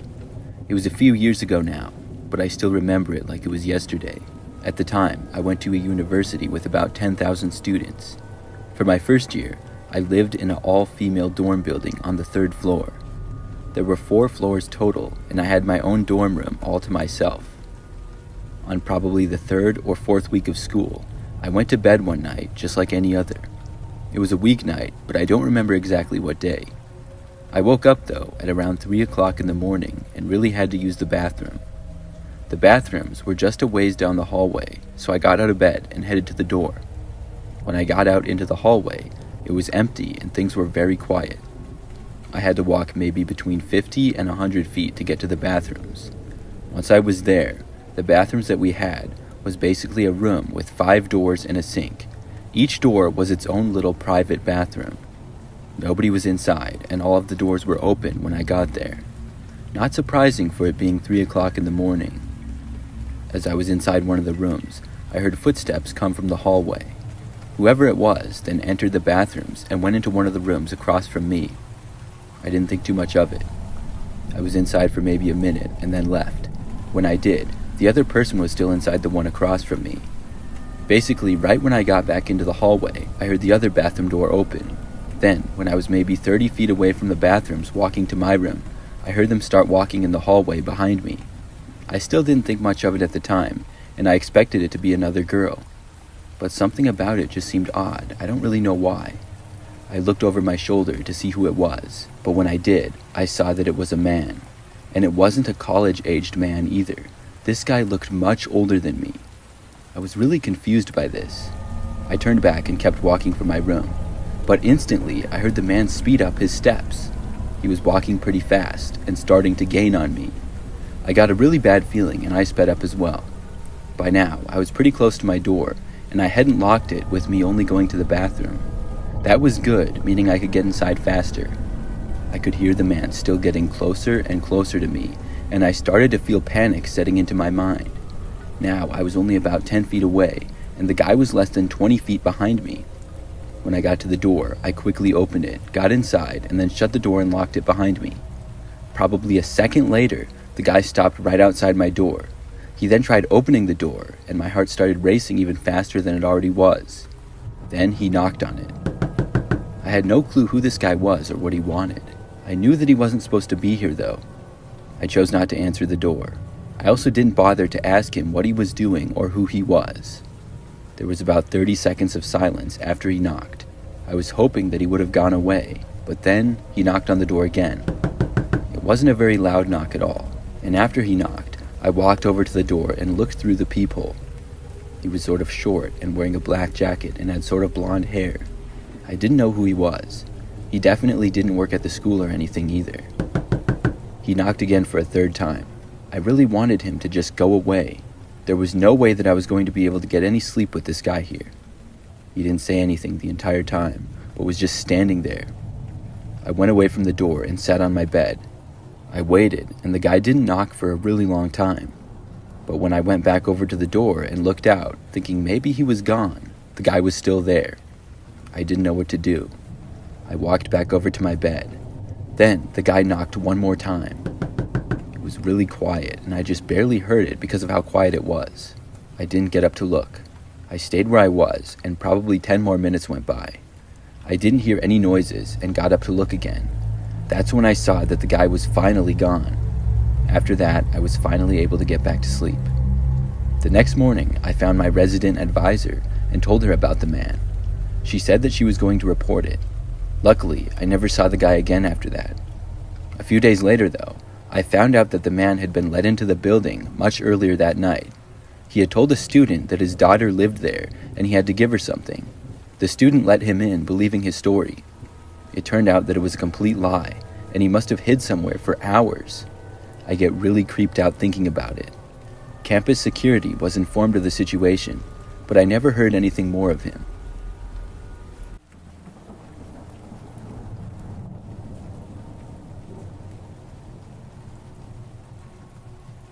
I had one really scary experience during my time in college. It happened during my sophomore year. I attended a school that was somewhat small. You could walk across the entire campus in probably 20 minutes or less. I lived in one of the dorm buildings, and I remember that year was my toughest class schedule. Sometimes I would be doing homework late at night in one of the buildings on campus. One night in particular, I was working on a lab assignment. It went pretty late, until almost midnight. When I was finally done, I packed up all my stuff and left. The building was about completely empty, and most of the lights were off. After leaving, campus was like a ghost town. I had to walk about 10 minutes to get back to my dorm building. As I was going through a courtyard a few minutes in, is when I saw this guy. He was kind of walking along the side of a building that I had sort of just passed. I'm not really sure why I even looked over in that direction. He didn't look like a normal student or employee of the college, though. The strange thing about him was that it looked like he was wearing a mask. I could barely see him at all, but I did see that he was wearing what appeared to be a ski mask. I just kind of thought that it was strange, but kept walking. Probably 2 minutes later, though, I got this odd feeling and looked behind me. I saw the guy walking, and he was a really long ways back, but he was walking the same way I was. I got worried because he hadn't been walking that direction before. I hoped that he wasn't following me or something. When I got closer to my dorm building, I sort of looked behind me again. He was still there. I couldn't really hear him walking because he was so far back, but I could sense him. I tried to walk a little bit faster, and I still felt like I could make it to my dorm okay. I just had a little bit farther to go. For the next couple of minutes, I did not look behind me, and I didn't hear the guy either. Then, when my dorm building was in sight, I glanced over my shoulder. Not only could I still see the guy, but he was now much closer to me. Now he was maybe 50 feet behind me, or a little more. I got really nervous when I saw that. I felt like he was definitely following me. Still, I knew that I could make it to my dorm before he did. At last, I arrived at my building. I got to the first door and then used my key fob to get into the second set of doors. I made sure that the door closed right behind me after I made it in. The man wasn't inside yet at all, and I felt like I had possibly escaped from a bad situation. After walking through the empty lobby into the first hallway, I saw a student seemingly leaving, and I passed by them in the hallway. After they walked past me, I'm not sure where they were going. I continued to the end of the hallway where the stairs were. We didn't have an elevator in my dorm, and my room was on the 4th floor. But I had this crazy thought when I was walking down the hallway. What if whoever was leaving the dorm accidentally lets that guy into the building? Probably like 5 seconds after this thought, I heard the door opening in the distance.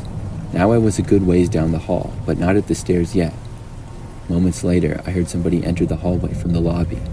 I looked over and saw the same masked man.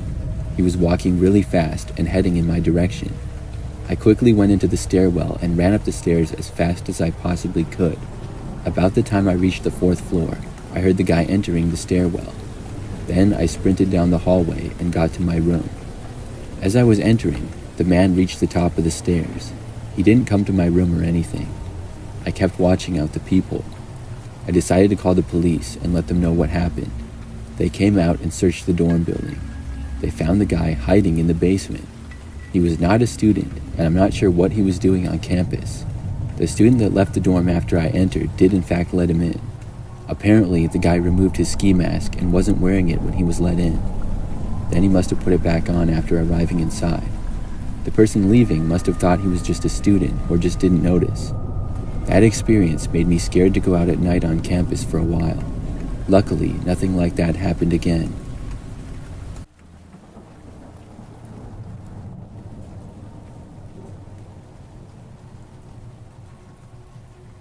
Last semester at college, I had a scary encounter in the library of all places. It was towards the end of the semester, only about 2 weeks left of school before finals week, and I was getting hit hard with assignments and tests that I needed to study for. Normally, I would do my assignments at home in my room, but the stuff I needed to complete was really piling on recently. I had started going to the campus library to do my studying and homework. I had gone a couple of times now, and gotten into a groove of going a few nights every week and staying for most of the night. It was actually quite nice the way the library was set up. The first floor looked like your classic library with tons of bookshelves and books. However, the second floor was just a maze of hallways with a bunch of side rooms that students could rent out and study in. All the rooms would be locked, but all I had to do was show my student ID at the front desk, and I'd receive a key and get a study room all to myself. On this particular Wednesday night, I got myself a room key and went upstairs to find my room number. I walked through the hallways looking for my room number and eventually found it towards the back of the second floor. I got my laptop and everything else I needed set up and then went to work. I'd been working away on homework for many hours now, and it was almost 10 p.m. The library closed at 11, so I knew I had a bit of time to do a little bit more homework. However, I needed a bathroom break first. I made my way down the hallways towards the bathroom that was on the second floor. When I had arrived at the library, some of the other study rooms had been filled with other students studying, but they were all empty and dark now. It appeared that I was the only one left, at least on this floor of the library. Finished with my bathroom break, I made my way back towards my study room. When I turned the corner and saw my study room, something was wrong. I had left the door open and unlocked because I was only going to use the bathroom and didn't want to bring the key with me, so that wasn't out of the ordinary. However, when I had left, I definitely had left the light on. Through the window, I could see that all the lights were off in the study room, and it was filled with darkness. I stood outside the door to my study room, wondering what to do next. I had most definitely left the lights on, but perhaps they were motion sensor lights and had turned off already. I wasn't really sure. I cautiously poked my head into the room, fumbling for the light switch on the wall. Finally finding it, I flicked it on, illuminating the study room. I scanned the room to see if anyone was in there, but it was empty, and I looked at my personal items, and it appeared that nothing had been stolen or tampered with. The only thing I saw was on the back wall, written on the whiteboard with dry erase marker, was 2 words. It said, "Watching you." I got chills as I read that, going over to lock the door to my study room. I also looked through the window out into the hallway and other study rooms nearby to see if anyone was there. I barely knew how to comprehend what had just happened. Had somebody been watching me while in the library, or watching me outside of the library as well? Regardless, I was extremely nervous, and I wanted to pack up and go home for the night. I normally walked from my house to the library, but there was no shot I was doing that tonight. I called the campus safety officers and asked if I could get a ride home from the library. For the final 2 weeks of the semester, I didn't study at the library and was always looking over my shoulder. I never noticed anyone who seemed to be watching me, and didn't have any more encounters like that over the last 2 weeks that I was at school.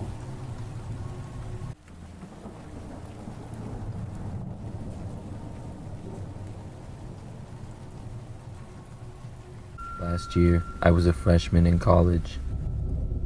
I lived in a dorm by myself. I enjoyed not having a roommate because I had more space to myself and could come and go as I pleased. The dorm building was very old, and I lived on the 4th floor. My hallway was almost all people without roommates, so it was pretty quiet most of the time. One night, I was doing some studying late at night at my desk. At about 11 p.m., I turned off my lamp and decided to go to bed. But right after I turned my light off, I heard a noise come from the corner of my room. I turned my light right back on. It was my water bottle falling off my dresser. I was so confused as to how this could have happened. It couldn't have been the wind because my window was closed. I went over and put my bottle back on the dresser and then went to go brush my teeth. When I came back, the bottle was on the floor again. I was a little bit creeped out. I moved the bottle and then got in bed to go to sleep. Just when I was getting really relaxed and about to fall asleep, I heard my doorknob being turned. I looked up to see the door being opened slowly. Now I was extremely creeped out. I had locked the door like I always do when I got back. I walked out and looked into the hallway. It was empty. I went back to my room and shut the door and turned all of the lights on. I wasn't able to fall asleep for about another hour. The next day, I told some of the guys that live on my floor what happened, and they said that some similar things have happened to them. The college campus I live on is very old and is said to be haunted. I have always been skeptical about that sort of stuff, but what I witnessed I have no explanation for.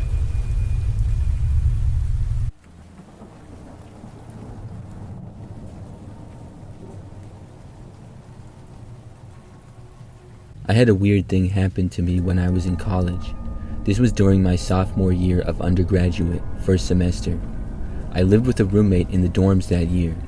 It was not somebody that I knew, and I had a random roommate. I had friends in college, but some of them got an apartment and I couldn't afford it, so I stayed in the dorms again. Anyways, my roommate was fine, and we became friends, but overall I never studied well in the room with him. I just felt more focused when I was all alone by myself and not in the small dorm room. One of the hall buildings on campus where I had a couple of my classes was pretty nice. There were a few places where you could study or hang out, and they were pretty comfortable. There were nice chairs and tables and things like that. And one of the areas on the second floor was my favorite spot to go and study, and I would go there pretty late at night many times. I would almost always be the only person there, and I had the whole space to myself. It was quiet and I could focus so much better. I didn't have any distractions, and my neck didn't hurt like it would in my dorm desk. So it became a routine to go there, not every night, but several nights a week probably, and I literally never had anybody else come and study near me, until one night. Most of the time, I would not encounter anyone in my late night study sessions. Occasionally somebody would walk by, or sometimes a maintenance person or professor would walk through the area. But one night, when I was by myself studying, this woman came up and sat in one of the chairs sort of right behind me and to my left. I noticed someone sitting down and sort of barely saw her out of the corner of my eye. I glanced over to look who it was. She appeared to be older than a typical college student, but I figured that she was still a student. She was maybe in her 30s. After sitting down, she took out a notebook, and I looked away and back to my work. She remained there and didn't really make any noise. Eventually, she got up and left after about 30 minutes. I thought nothing of it really, but the very next time I went to study, pretty much the same thing happened. That same woman came up and sat in the same spot about 30 minutes after I had got there. This time though, she didn't take out a notebook. I noticed that she appeared to just be sitting there. She was not doing anything. I felt like she was watching me, but I couldn't see from my angle. After a while, I looked over at her. When I did that time, she was not looking at me, but just kind of looking around. She wasn't studying or doing any work or reading. I didn't really know what she was doing. She remained there for a good 30 minutes or so before getting up and leaving. Now, the very next time after that, she came back again. Once more, she was not doing anything. I was confused, so I decided to get up and leave. I wasn't really annoyed, but I didn't have that much work left to do, and I just felt like leaving. When I did, the woman continued sitting there. I was curious, so as I walked past, I asked her if she had a lot of studying to do. She answered me and said, "Oh, I don't go to college." I said, "Oh, do you teach?" To that, she simply said no. Now, she was not wearing any kind of uniform or school employee clothing. I didn't really know who she was or what she was doing, but I just left at that point. I found it weird. I started to wonder if maybe this woman had a crush on me or something, but I figured that I was just boosting my ego for no reason to think that, so I went back to my dorm. The next time that I studied there, though, she came back again. She sat down like usual shortly after I had arrived. This time, I was really curious as to who this woman was, and what was weird about it is it's not like I went there at the exact same time every night. I would go at random times. Usually it was between 8 or 9 p.m., but sometimes it would be 7 or even 10 o'clock. So it wasn't like the same exact time. And this woman was going there almost right after me every single time. So this time, I got really curious as to who she was, so I decided to try to have a conversation with her. A little while after she sat down, I turned around and looked at her. She was not doing anything once again. No notebook or papers, no laptop, nothing. She wasn't even on her phone. But like right after I turned around and she saw that I was looking at her, she got up. Then she turned and started walking away really fast. I said, "What?" She didn't answer, but just kept walking away. I was really confused by this strange behavior, so I studied there a little bit and then left. Now that brings us to the last time that I studied there in that building that semester. So I went back a few nights later. I was in my usual spot and studying. The woman did not come up and sit there like she had the last 5 times or so. This was the first time in a while I didn't see her. However, about an hour or so into studying, I took a short break. I just sat up in my chair and stretched. I looked around, and all the chairs in this particular area were facing the windows and the walkway was behind you. I casually turned around just looking, and it appeared to be empty behind me, but it was not. I then noticed that the same woman was there as before. She was like halfway behind a wall which went around a corner. She was literally just staring at me. It was very creepy. As soon as she noticed that I saw her, she quickly ducked back around the corner. It was so strange. I instantly packed up my stuff and left. After that, I didn't study in that building for the rest of the semester, and I never saw that woman again. I don't know who she was or what she was doing. She apparently did not go to college as she told me. It was possible that she worked at the college in some capacity, but that doesn't explain her creepy behavior. Why did she always go there and sit behind me and stare at me? Especially that last time when she was around the corner.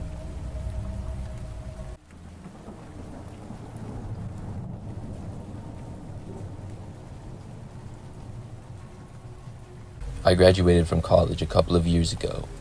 I'm a female, and I went to a relatively smaller college to get my undergraduate degree. When I was at that school, my first year, I lived on campus in a dorm building. I was able to walk to all of my classes and back because of this. The floor of my dorm that I lived on was an all-female floor, which was the 3rd floor. I remember that after one of my first days of class, I was in bed by probably 11 p.m. I had the whole dorm room to myself and fell asleep pretty quickly. I woke up sometime in the night, though, to a knock on my door. I was so tired, and I could see it was still dark out. After rubbing my eyes, I looked at the clock to see that it was 3 a.m. There was once again another set of knocks on my door. I couldn't imagine why anybody would be knocking on my door at this hour, and I did not want to answer it. Eventually, it stopped, but then I heard another noise. It sounded like a man laughing. I could just barely hear it, but that's what it seemed to be. And not a younger man, but a sort of older sounding man. Finally, it sounded like whoever was there walked away, because I heard footsteps moving in the other direction and no longer heard the laughing. I wasn't sleepy anymore, and I decided to get out of bed and look out my peephole. When I did, I didn't see anybody there, so I opened the door quietly and looked down the hallway. At the very end, I saw what appeared to be a man walking at the end of the hallway towards the stairs. He looked much older than college age. I quickly shut my door and closed it again as soon as I saw him. After that, I made sure my door was locked and went back to bed. The next day was another normal day of classes for me. I happened to have a night class on that particular day, which I wasn't too thrilled about, but it was a class that I needed, and it was only available at night. The class went from 7 to 8:30 p.m., and I walked there that night. There was only about 15 other kids or so in the class, and I sat at a desk in the back of the room and got out my laptop to take notes. I happened to be the only person in the back 2 rows of desks in that classroom. As I was taking notes on my laptop and listening to the professor, I happened to look over to the back door of the classroom. The door was just a little bit behind where I was sitting, and as I looked over to it, I noticed there was someone looking in. I saw the face of an older guy looking directly at me with a really creepy-looking smile. He kept looking at me for a good 5 seconds or so, before suddenly ducking down. After that, I looked back over to the window of the door several more times, but thankfully he didn't come back. When class ended, I packed up my laptop and began walking back to my dorm. It was maybe a 10-minute walk across the campus. By now, it was dark out, and the campus was pretty quiet. As I walked back on the sidewalk, it didn't take long before I heard footsteps behind me, but I didn't feel the need to look back until they started getting closer and closer. I knew I wasn't walking that slow, so I turned back. When I did, I saw the same guy who I had seen when I was in class. The guy was looking at me, and when I saw him, he began to smile again and then started to laugh. I recognized his laugh. This had to be the same guy who was knocking on my door in the middle of the night. I started walking faster, but the man began to run. I then started running to try to get away from him. I ran off from the sidewalk and into the road. The man followed. This road was quiet at this time of night, but in the distance, I could see a campus safety vehicle. It was parked on the side of the road, and I ran directly towards it, and as I got closer, it noticed me. This is when the man seemed to notice too, and he stopped chasing me, and instead, he started running in another direction. When I reached the campus safety car, I told the officer what was going on. The man had pretty much gotten away by then, but the officer radioed to the police as well as the other campus safety officers. I went back to my dorm after that. I was pretty scared for a few days, but luckily never saw the guy again.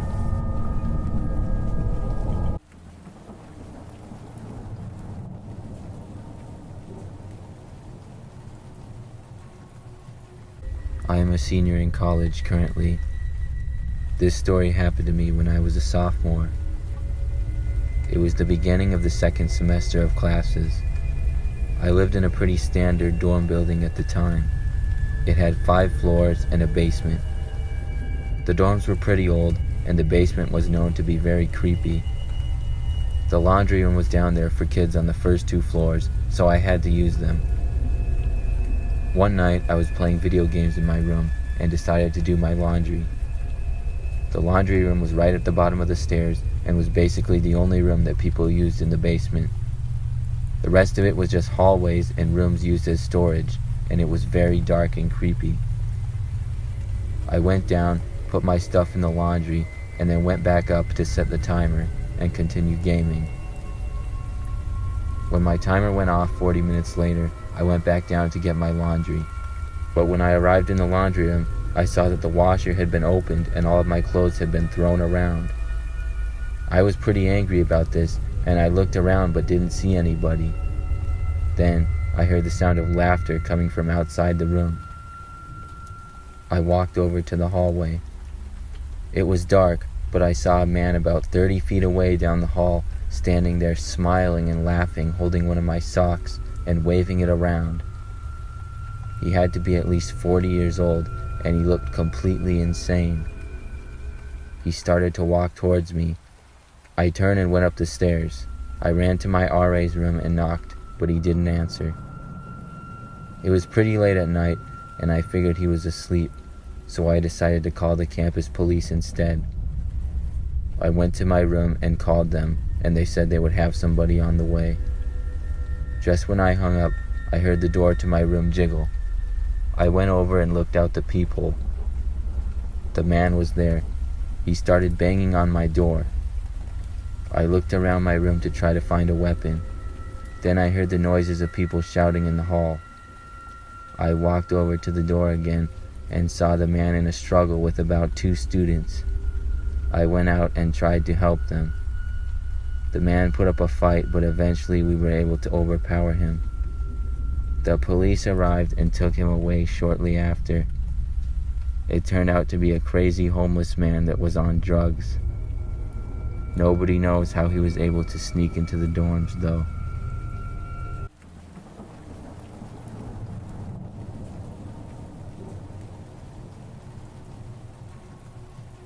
This happened during my freshman year of college. I was taking a theater appreciation class, and we had to attend some of the plays the theater department put on. Normally, I went with friends, but for this one, I had gone alone since I had another event when my friends went. The play started at 6:30, so I set out on the short 10-minute walk to the theater.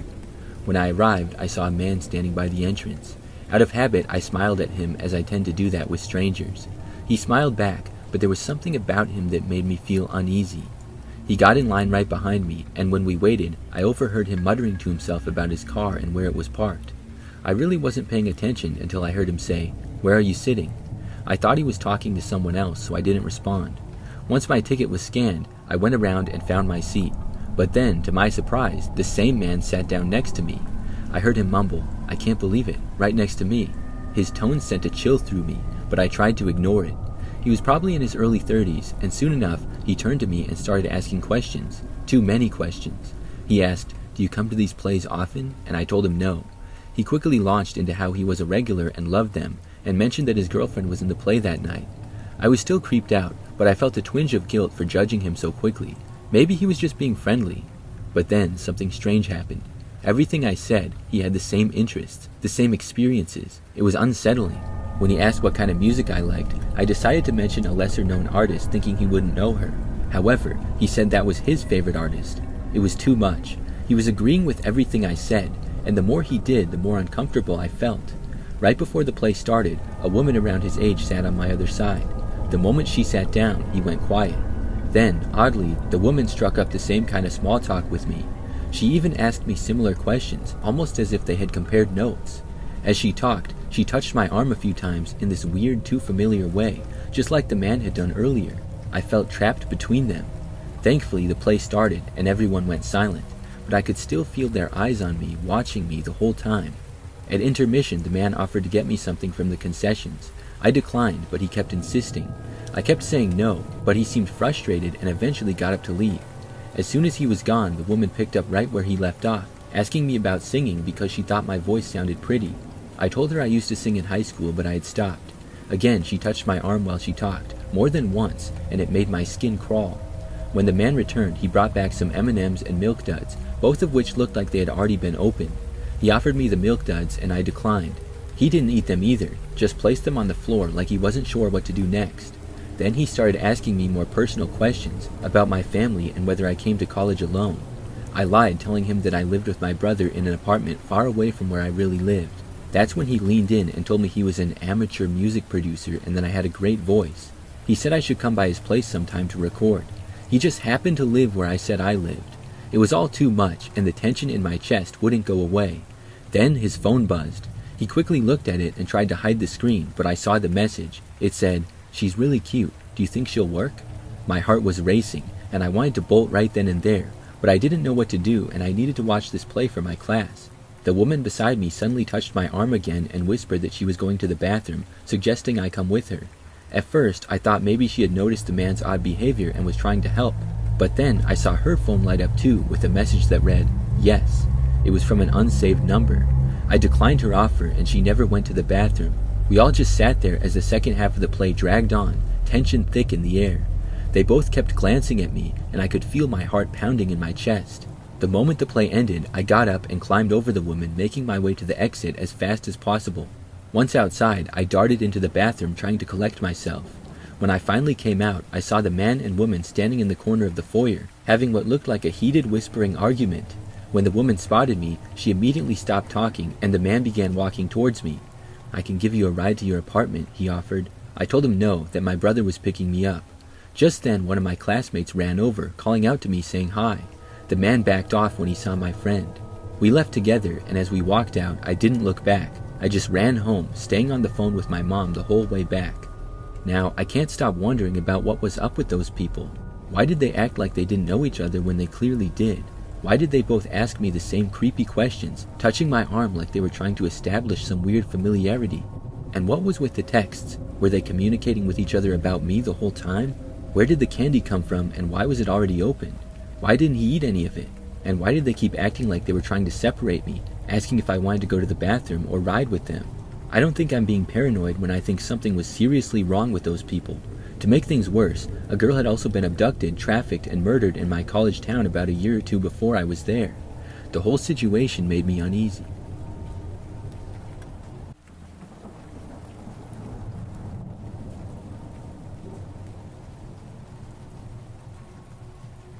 When I went to college during my senior year, I lived in a house with one roommate. The house was a little ways off campus, and my roommate's name was Alyssa. A few months into the school year, Alyssa went back home one weekend. That meant that I would be living in the house by myself. The house was not that big, and I didn't think too much of it. But the very first night, something happened. I was by myself in my bedroom, and it was probably like 11 o'clock at night. I was just watching a movie or something, and all of a sudden heard a loud banging on the front door. It wasn't even like somebody knocking. It was like they were banging on the door as hard as they possibly could. I was immediately startled by this. I got up and left my bedroom to go and see who was there. The banging went on for like 15 seconds straight, I would say. When I was walking down the hallway that led to the living room at the front of the house, it stopped. I arrived at the door and looked out of the window. When I did, I saw two men at once. One of them was running to the left and the other was running to the right. I only saw them for like a second before they went out of my view. It was so fast that I had no clue what they were doing, but I did know that they were running through my yard and heading to either side of the house or the back. I moved away to go to the back of the house. There was the kitchen and dining room. I walked back into the dining room and pulled back the curtains to the main window to look out. When I did, just about right away I saw a guy there. He swung what appeared to be a baseball bat right at the window. Thankfully, it did not break on the first hit, but it was very loud. I instantly ran away from that window and into my bedroom. When I got in there, I got my phone and called 911. I also locked my bedroom door. As I was doing these things, I heard several more bangs from the window, and eventually, glass breaking. I was terrified. I just hoped they wouldn't try to enter my room, whoever they were. I heard the two men enter the house and walk into the living room area. I was on the line with 911, begging for them to get there faster. The footsteps of the men inside went around the living room for maybe a minute or two. Then it sounded like they went back towards the rear of the house. Then I stopped hearing them at all. It was like they just left. Things were silent for a while after that. I couldn't believe it. I would say maybe 3 or 4 minutes later, the police arrived. I carefully left my room and let them in the front door. They searched the house and the entire property, but the men were gone. The window was smashed and the house was slightly messed up, but nothing appeared to be stolen. It was all very strange.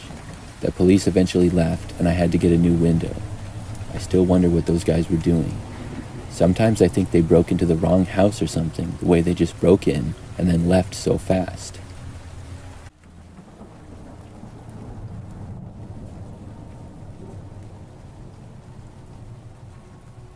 During my sophomore year of college, I was living in a dorm building. My room was on the 3rd floor out of 4, and I had a roommate who I lived with. One night, I had math homework and I was having a difficult time with it. At around 11 o'clock p.m., my roommate got ready for bed. I had to finish though, so I decided to go down into the basement to do so. In our dorm building, it was a pretty average setup.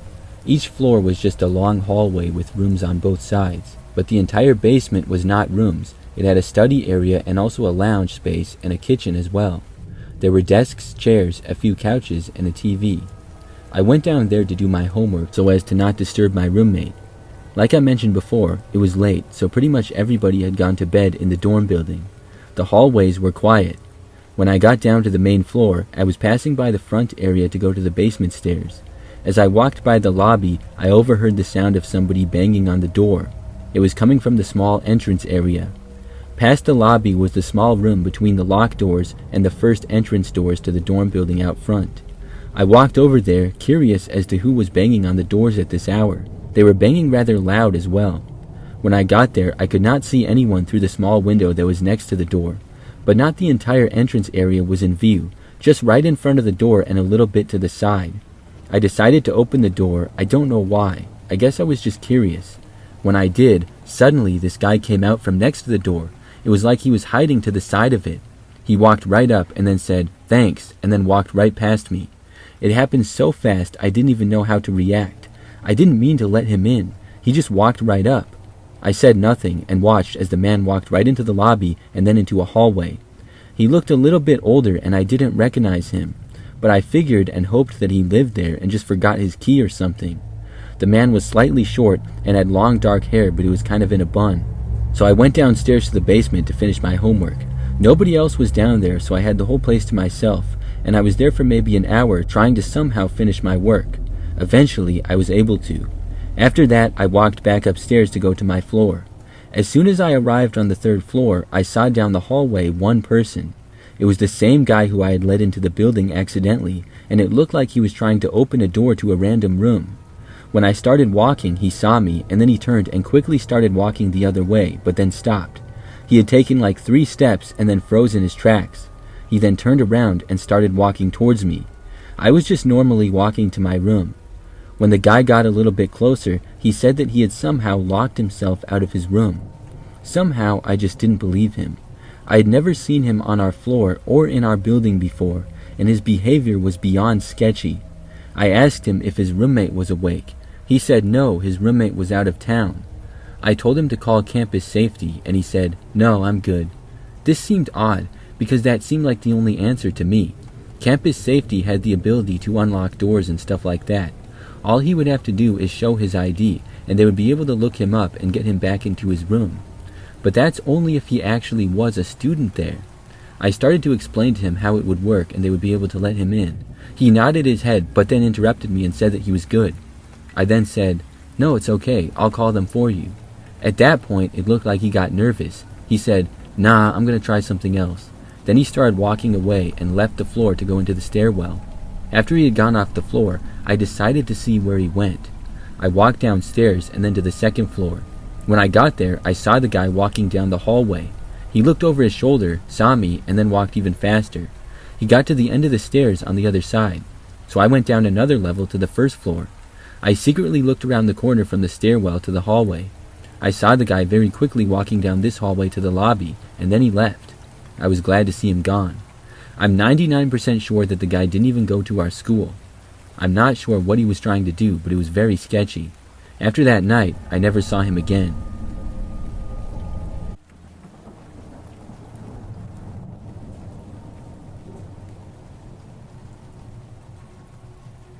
In fall of 2019, I was a freshman in college. I went to a smaller school and I lived in the dorms. I had a roommate named Danny who was a real jerk. But that's not the horror story. Sure, it was annoying to be in that small dorm room with Danny. He would talk a lot and pester me on purpose a lot of times. Because of this, I tried to spend as much time away from our dorm room as possible. I would do all my studying in different places around campus. Spots to sit and get work done were everywhere, in just about every building. Even if I wasn't doing homework, I could sit and watch YouTube videos or whatever. I preferred it to being in my dorm room if Danny was there. I got into a routine of this after probably the first month. So one night, I remember that I was doing homework in this one building. It was the building that a lot of our classrooms were in and had several different subjects. There were about 4 floors to it, and I was up on the 3rd or 4th floor, but I don't remember which one. I was in a comfortable chair that had a table attached to it. It was built for studying and stuff. There were a few of these types of chairs that looked out a window that had a nice view of campus. I took a break at about 6 p.m. and went to the dining hall to eat. I met up with a friend there and then afterwards went back to the same building at the same spot that I was at before to finish my homework. The buildings didn't close if you were a student, and you could stay there as long as you wanted. By now, especially up on one of the top floors, things were very quiet and nobody else was really around. I kept working and was there until probably like 9 p.m. As I worked, I had my headphones in and played some music in the background. Sometimes I would do that and sometimes I wouldn't. It just depended on what I was doing and how I felt. So right after I was done and I took my headphones out, I heard footsteps behind me immediately. The walkway went behind me, and one direction led to some classrooms and the other led to some stairs. The footsteps were coming from the hallway with some classrooms in it. I started picking up my laptop and putting things into my backpack. As I did, the footsteps got closer and closer. It didn't seem like the person was going to walk by me though. It almost seemed like they were going to approach me instead. I turned around to look and see who it was. All I saw, though, was somebody ducking around a corner behind a beam. I didn't get a look at the person, but just saw part of them for like a second. This was kind of weird. I finished putting my things in my backpack and then stood up, looking to where I saw the person again. I still saw nothing. Then I walked over to the stairs and left the building. I went back to my dorm after that. But the very next day, there was a similar experience. This time, after studying in a different building, I went to the performing arts building to study that night. This building was almost always pretty quiet. There were much less classrooms inside of it, and unless there was a concert or something going on, not many people would be there. I studied in peace for basically the whole time, and saw only about 2 or 3 people walking by in the entire time that I was in there. For the last 2 hours probably, I saw nobody at all. The location that I was studying in was on the first floor and next to a staircase, where there was a table and chair set up for studying. It was kind of out of the way, but there was a hallway going past and another one that connected. I did not have my headphones in this time and could hear everything around me. Things were very quiet, and it soon got to be kind of late. At one point, though, I heard footsteps coming from down the hallway. Just when these footsteps were about to get into my view, though, they stopped.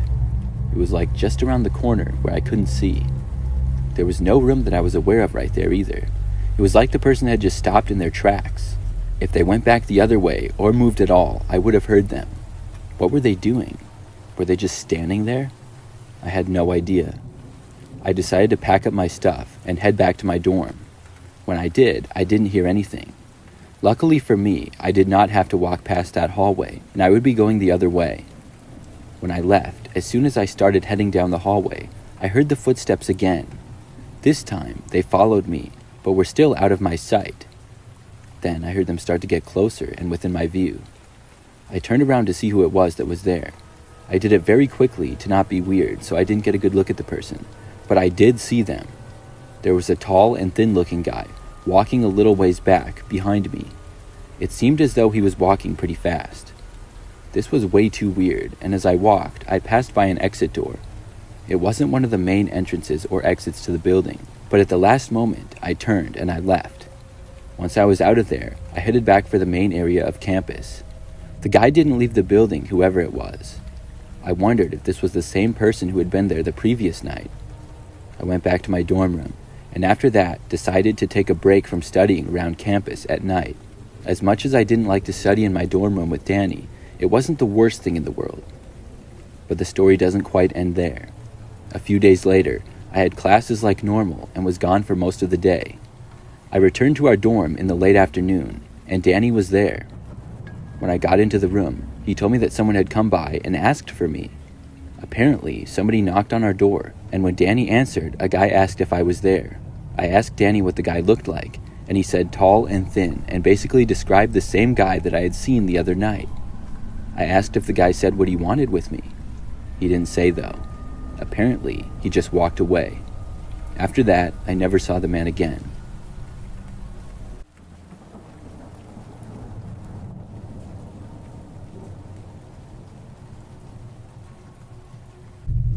I went to a private university in college. It was very nice and I really enjoyed going there, but I will never forget this creepy incident. One day, I got back from the cafeteria at about 7 p.m. As I was walking up to my dorm room, I saw a man walking in the hallways. I should mention that I am a female, and my entire dorm building was female only. I guessed he was just visiting somebody, which is not that strange at all, but the weird part was that the man appeared to be in his 30s. Nevertheless, I ignored him and walked to my room. It was a Friday, and my roommate had gone home for the weekend. I got all my homework done for the weekend, and then started watching Netflix. About an hour into that, I left my room to go to the bathroom. It was right across the hall, which was very nice. I got back to my room and unpaused my show and got back into it. 10 minutes or so went by, and I heard something from the other side of my room. I was too focused on the show to really notice it. That is, until I heard it again, and this time it was louder. I turned my head to see what it was, and I couldn't believe what I saw. It was a man coming out from behind my roommate's desk. In fact, it was the man that I saw in the hallway earlier. He had a smile on his face and was walking right towards me. I screamed and ran for the door as fast as I could. I was just barely able to make it out of my room, and I slammed the door on the man behind me and ran away down the hall. He did not chase after me. I heard him yell at me that it was a mistake and he thought that I was someone else. I wasn't buying that from the creepy smile he had on his face. I ran to a friend's dorm who lived on the floor above mine, and we called the campus police. It didn't take long for them to arrive, and they found the man leaving the building when they got there. It turns out someone let him in the building, and he got in my room because I had left my door unlocked when I went to use the restroom.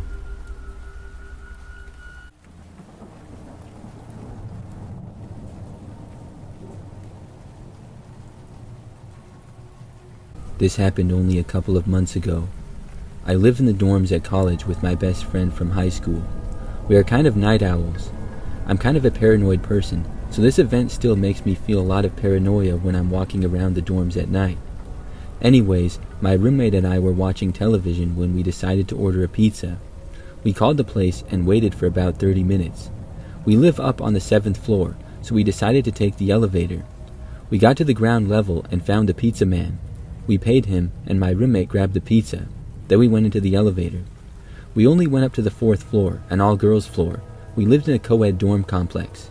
On the 4th floor, the elevator stopped. My roommate and I backed up to let whoever was on the floor into the elevator.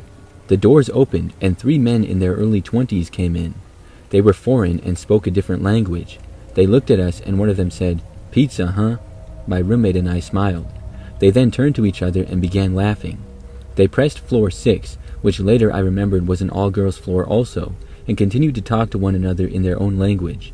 As I said before, I'm a very paranoid person, and I was starting to get bad vibes from these guys. I figured it was just because I didn't know what they were talking about, though. They got off on floor 6, told us to have a good night, and the doors shut. The elevator went up a floor, and soon we were out of the elevator. We started talking about pizza delivery women and how they must be harassed pretty frequently, which was kind of random, but I think both of us were still thinking about those guys, and we both must have got bad vibes from them. We just stepped into the room as we continued this conversation. I had to use the bathroom, so I stayed by the door. Now, I'm a tough talker, and I said something to the effect of, if a guy harassed me at work, I'd kick his butt. I said it in a much more expletive version though, and threw in some other inappropriate stuff at the end. I opened the door as I said this and looked out into the hallway. Before I could even step out of my door, I saw the 3 men in my hallway no more than 10 feet in front of the door. I then watched them run back to the elevator as soon as they saw me. I was stunned and it scared me. I slammed the door shut and locked it. My roommate asked what happened and I sputtered out, "Those guys from the elevator were right next to our door." We freaked out for a bit and soon settled down. Maybe I overreacted, but it didn't make a whole lot of sense. If they knew someone on our floor, why did they run? How did they know which room we were in? We had only been in the room for less than a minute, and they must have taken the stairs, because they had got off on a different floor. Now things would be different if that happened as its own incident, but just a couple of weeks before this event occurred, there was something else. It was another late night, maybe 2 weeks before, when I had to go to the bathroom, and so did my roommate. I opened the door to go out while my roommate grabbed her shoes. When I looked out, there was a man crouched behind a pillar next to the door that leads to the elevator. He was talking on his phone in a different language, similar to the one the men in the elevator were speaking, and looked at me when I came out of the room. I kind of backed back into the dorm room and told my roommate. We both brushed it off and went to the bathroom. He was still in the hallway, just crouching there. We went to the bathroom, and when we came back, the guy was gone. We went back into the room, and everything seemed fine. After these two things happened, I've begun to wonder if they were connected in any way. I'm probably just over-paranoid, but I still can't shake the feelings I got from the event.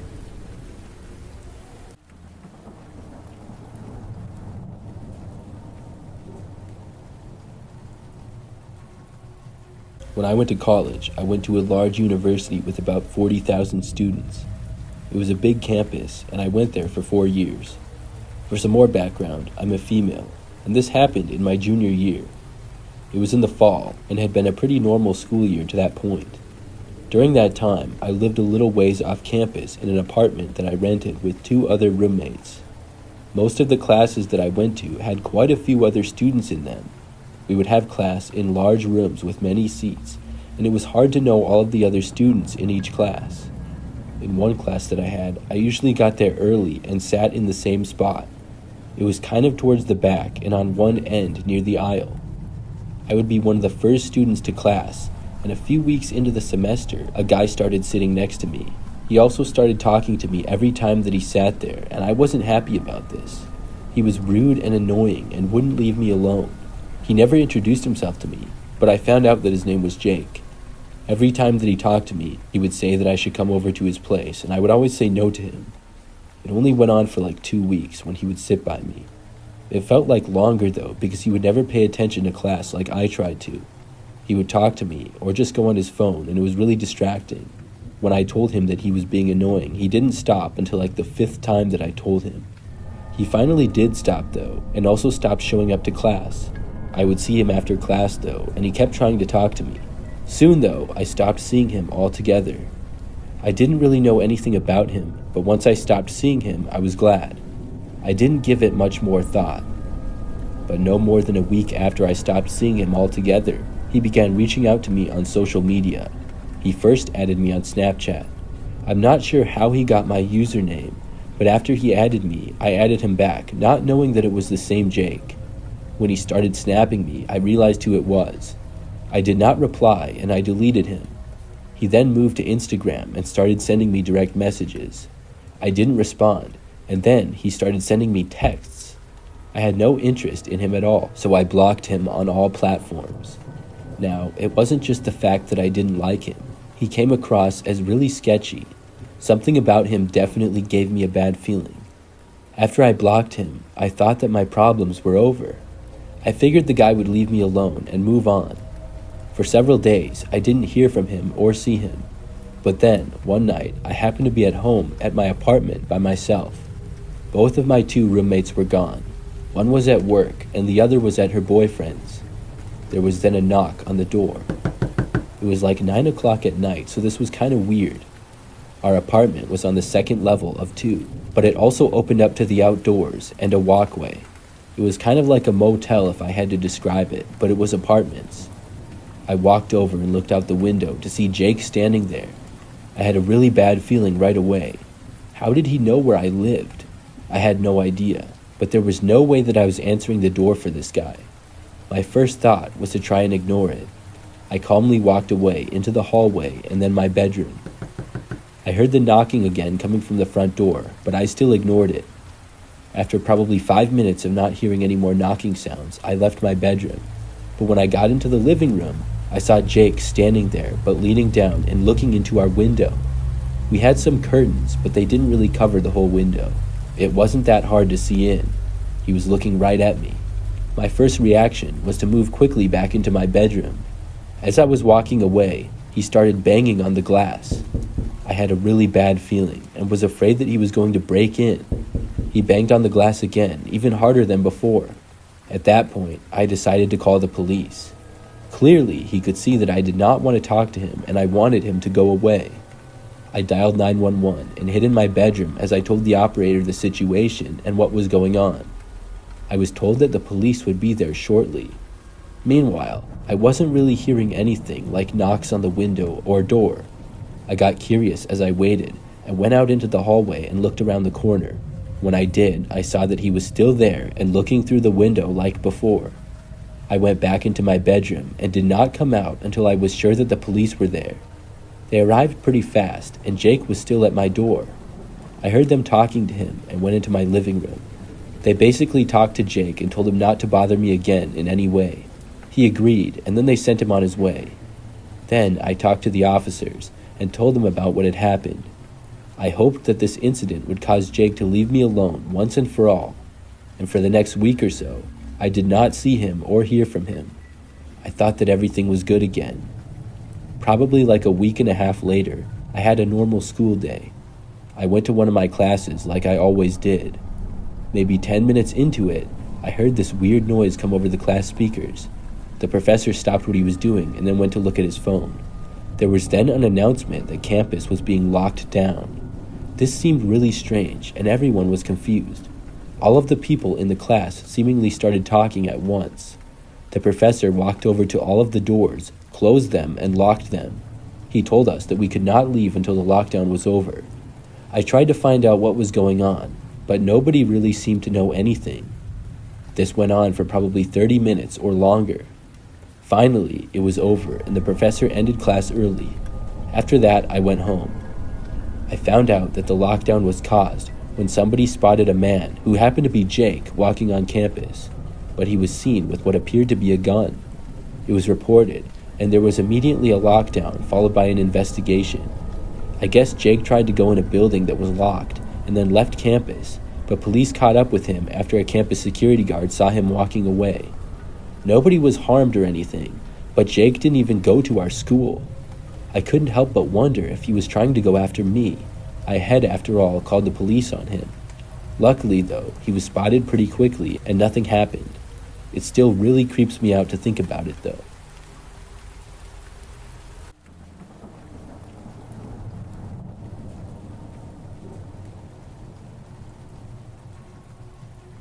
I am a senior in college currently.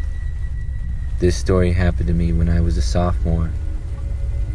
It was the beginning of the second semester of classes. I lived in a pretty standard dorm building at the time.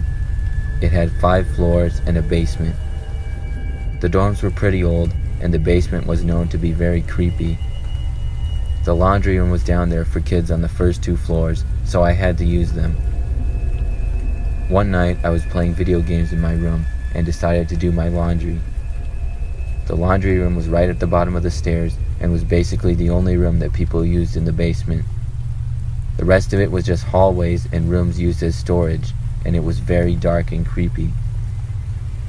I went down, put my stuff in the laundry, and then went back up to set the timer and continue gaming. When my timer went off 40 minutes later, I went back down to get my laundry. But when I arrived in the laundry room, I saw that the washer had been opened and all of my clothes had been thrown around. I was pretty angry about this, and I looked around but didn't see anybody. Then, I heard the sound of laughter coming from outside the room. I walked over to the hallway. It was dark, but I saw a man about 30 feet away down the hall, standing there smiling and laughing, holding one of my socks and waving it around. He had to be at least 40 years old, and he looked completely insane. He started to walk towards me. I turned and went up the stairs. I ran to my RA's room and knocked, but he didn't answer. It was pretty late at night, and I figured he was asleep, so I decided to call the campus police instead. I went to my room and called them, and they said they would have somebody on the way. Just when I hung up, I heard the door to my room jiggle. I went over and looked out the peephole. The man was there. He started banging on my door. I looked around my room to try to find a weapon. Then I heard the noises of people shouting in the hall. I walked over to the door again and saw the man in a struggle with about 2 students. I went out and tried to help them. The man put up a fight, but eventually we were able to overpower him. The police arrived and took him away shortly after. It turned out to be a crazy homeless man that was on drugs. Nobody knows how he was able to sneak into the dorms, though.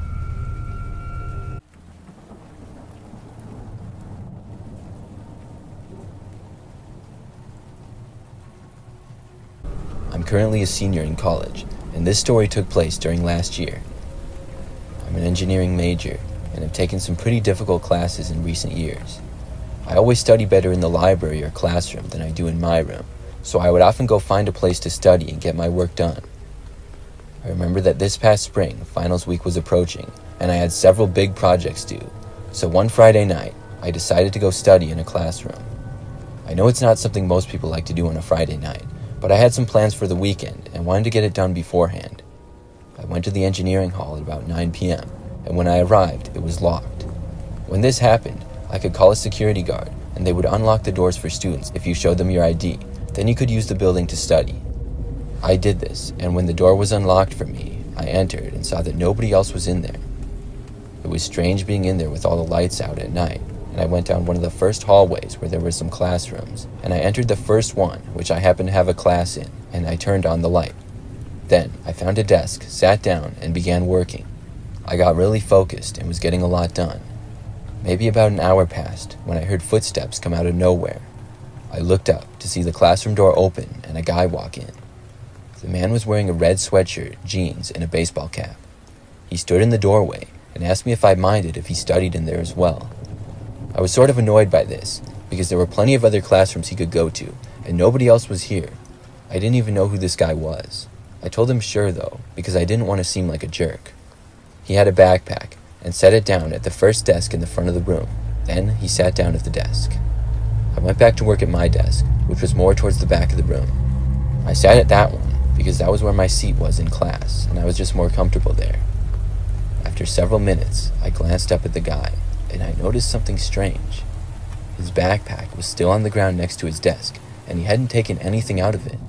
He was just sitting there in his desk, staring straight forward, it seemed. He wasn't even on his phone. I went back to work, and over time, looked over to him a few more times, and nothing changed. The guy was just making me uncomfortable, and I was losing my focus. Plus, it was getting late, almost 11 p.m., so I decided I would pack it up and leave. I closed my laptop and put it in my backpack, along with my book. I then got up and walked to the door. As I passed by the other guy in the room, I saw that he was still just sitting there, and I could feel his eyes watching me as I left. I walked down the hall and out to the main entrance of the building. That's when I heard footsteps coming down the hallway. I just knew it was the guy, and he was leaving now. Nobody else had been in there. I was getting suspicious of him, and I picked up my pace in walking. I left the building and went out to my car in the parking lot. When I got outside, I noticed there was just one other car in the parking lot, and sure enough, I saw the guy come out the doors and was headed for the car. I drove off to go back to my apartment. It was only about a 5-minute drive, and I lived just a few blocks outside of campus. I drove there with the guy tailing me in his car. I parked in my parking space and got out to go inside. I noticed that the car the guy was in parked a few spaces away from mine, but the guy stayed inside the car.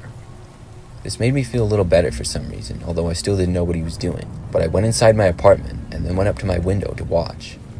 I knew the guy didn't live here because there were only 8 units, and I had seen everyone else who lived there over the course of the year. Plus, I had never seen his car before. The guy stayed sitting in his car with the lights on for quite some time. So long that even when I was in bed about to fall asleep, I looked out and saw that he was still there. By then, it had to be about 2 a.m.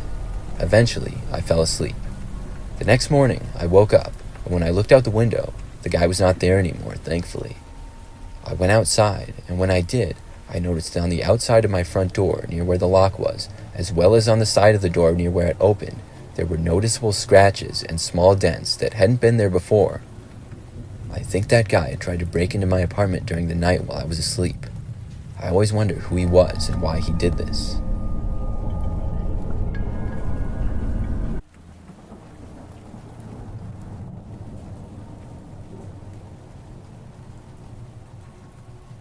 This story takes place back in the late 90s when my uncle was attending college at Sacramento State University at the time. During his time there, he would often walk around the campus to get his steps in for the day. Other days he would sit underneath a tree or on tables at the outdoor dining area to chat with his friends or finish up his schoolwork. One day while he was sitting under a tree doing his schoolwork is when this happened. My uncle was minding his own business when he saw somebody walking towards him in his peripheral vision. He didn't think much of it at first, as he thought it was someone just walking past. He then noticed that the person was much closer to him, being about 15 feet away. He heard a woman's voice say hello to him, which he turned around to see who it was. To this day, he says when he looked at her, she was probably one of the most drop-dead gorgeous ladies he's ever seen.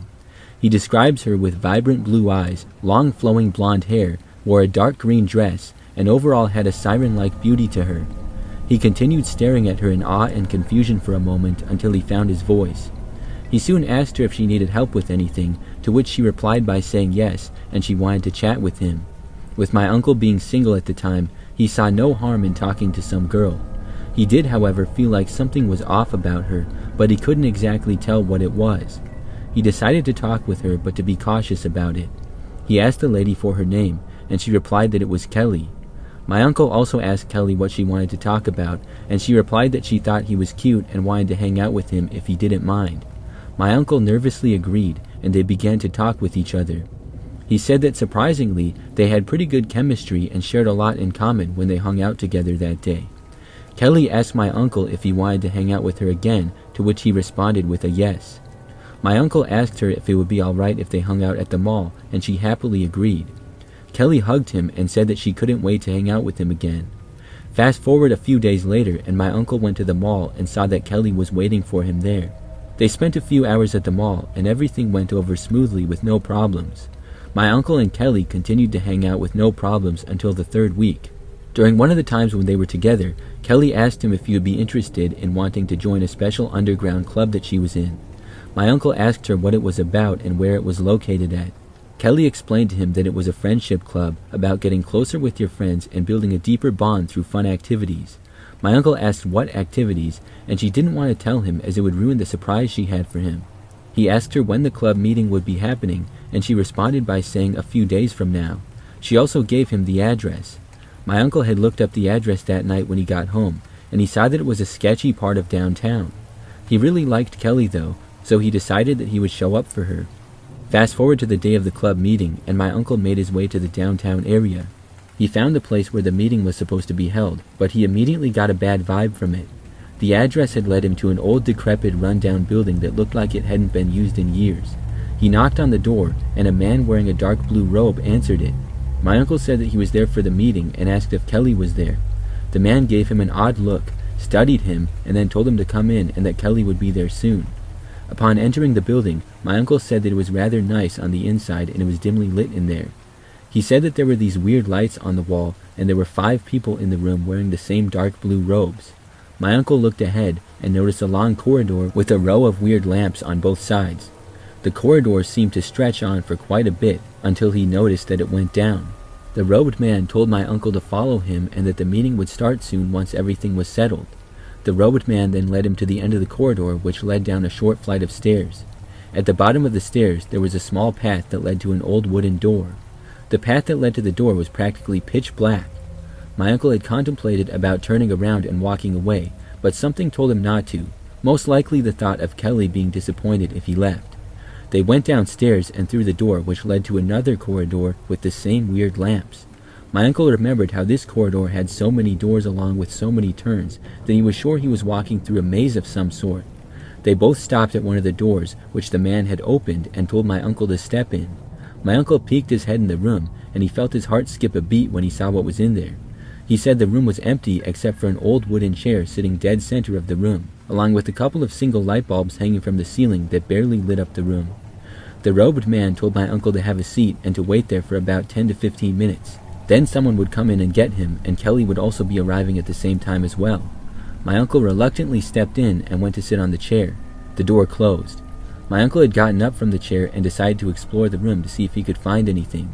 He was looking around until he noticed something on one of the walls. He looked and thought that it was either some random stain or drawing until he realized it wasn't. As he got closer to it, he saw that somebody had painted something on the wall with black paint. He looked at it a little more carefully this time and felt his blood run cold when he saw what it was. On one of the walls was a pentagram symbol that somebody had made with what appeared to be some dried blood marks as well. At that point, my uncle had seen enough and decided to get out of there immediately. My uncle opened the door carefully and as quietly as he could and began to quickly make his way out of there. While navigating the corridors, he heard some very loud and frantic pounding from one of the doors. He stopped momentarily to see what it was and if anybody needed help there, but there was no yelling, screaming, or cries for help. He wanted to investigate, but his instincts told him to ignore it and get out of there. He eventually found the door, went through it, and went up the stairs and sprinted outside. Oddly enough, the 5 other robed men that he saw earlier were not there, so he was relieved that he didn't have to deal with them, since he didn't know what he would have done at that moment. He left the building and went back home. During the rest of his time at college, he never saw or heard of Kelly again, or whatever her real name was. My uncle never called the cops and regrets it, as he'll never know if they got caught or who those people really were or what they were going to do to him. My uncle firmly believes that he was either going to be initiated or sacrificed by some evil cult. He believes that Kelly was used to lure him in and to gain trust, and to lower his guard. After that experience, he didn't go downtown for a very long time afterwards out of fear of being spotted by one of the cult members. My uncle is forever grateful that he was fortunate enough to escape, as he doesn't know what would have happened if he was stuck around in that room.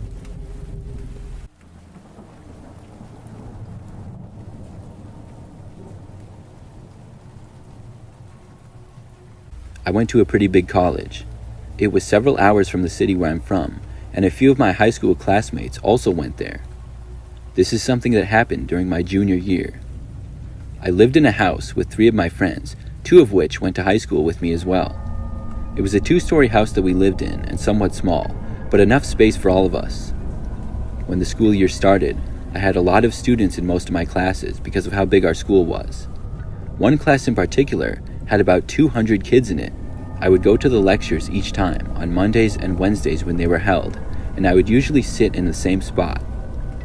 It was a large room with many seats in it. Over time, I would see a lot of the same faces in class, but I didn't really have any good friends in this particular class. One of the people who would always seem to sit around me was this one guy. He would usually sit a few rows behind me, and he was sort of tall and had dark brown hair. I never really paid much attention to him, but I just recognized him. But I began noticing him more when he started to seemingly be following me home. It started one day after class, when I walked out of the building and just happened to notice him walking behind me. I would drive to class and back because I lived off campus, so I would go to a parking lot, get in my car, and then leave. He happened to park near me, so he did the same. As far as I knew, this was just a coincidence. I would never pay attention to who was driving behind me. But there was this one time that I didn't go straight home, but went to the school cafeteria instead. I noticed this guy walked behind me the whole time, and he also went to the cafeteria. I still didn't think much of it and thought it was maybe a coincidence. After I got inside and got food, I'm not really sure which way he went, because I was just minding my own business. But the very next day of class that we had, I left to go straight home and went to my car. For whatever reason, I noticed the guy again as he went to his car, which was parked a little ways from mine. But this time, I noticed him driving behind me all the way until I got to my place. When I parked on the side of the street in front of our house, he kept driving past me. One of the next times that we had class, he followed me in his car again, but I wasn't driving back to my place this time. This time, I went to a gas station to get gas, and he just happened to do the same thing. Something about this seemed really weird. Was it a coincidence, or was he always following me? I decided to ask around the class the next time that we had it. There were a few people who I usually sat by. They weren't necessarily friends, but I would occasionally talk to them about things from the class. I pointed out the guy to them and asked if they knew anything about him. None of them did, though. I brought the guy up to my roommates as well, but they didn't seem to have any idea who the guy was. It was a mystery to me. But then, the guy just stopped showing up to class. I remember he wasn't there for like 4 or 5 times in a row. I wondered why, but I was actually glad that he wasn't in class anymore, because he was seeming to be following me. Then, one night, I was returning home from my on-campus part-time job that I had. It was dark out, and when I got to my street, I saw a man walking down the sidewalk in front of our house. As I got closer, I noticed it was the same guy. I did not want to park my car in the street close to him, or have to see him at all, so I kept driving and passed by our house. I couldn't believe that I saw him. I was telling myself that he must have lived close to me in this general neighborhood, After I left our street, I drove around the block to get back to our street again. It took me maybe a minute or so, and I was expecting the guy to be gone when I got back.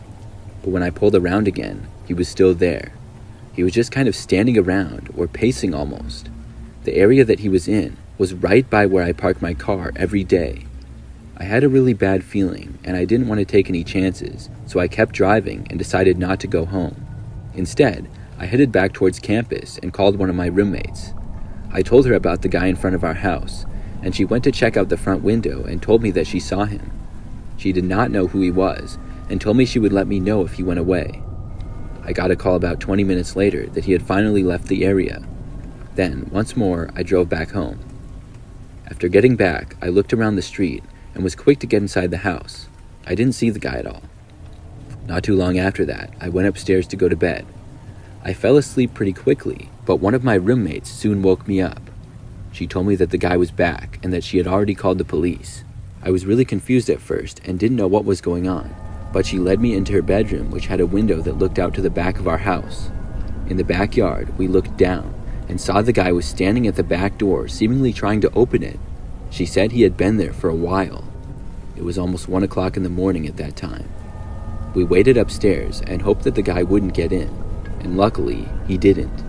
When we heard the sound of a car driving down the street, it stopped by our house, and then we saw the man try to run away. However, he ended up being stopped by the police not too far from our house. I remember I heard that he claimed he was trying to get to his friend's house, and he mixed up the address.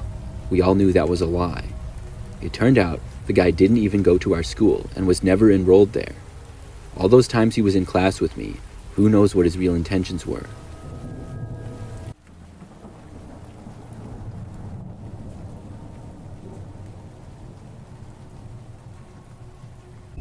I'm going to tell you about my scariest memory of college. I went to college about 20 years ago, and this happened during the first semester of my freshman year. It was nighttime, about 9 p.m. I was in my dorm, which had 6 floors of rooms and a few lounges here and there. I lived with my roommate, who was a pretty cool guy, on the first floor. On this night, I had to print a homework assignment, and the only printers were downstairs in the lobby, so I went downstairs to take care of that. When I got down there, I saw a man standing in the doorway. Outside. I noticed he looked much older than most of the college students. That is, until I saw the pizza in his hand and realized that he was a pizza man. It was pretty common for college kids to order pizza to the dorms. He waved at me and I shook my head to say no, I was not there for the pizza. But then he knocked on the door and urged me over. I went to the door and opened it. I told him that I didn't order pizza. He said that was fine, but the kid who ordered had him delivered to his room and he needed to get in the building. I know how strange that sounded looking back, but I was much younger then and I didn't think much of it at the time. He walked away and I went back to printing my assignment.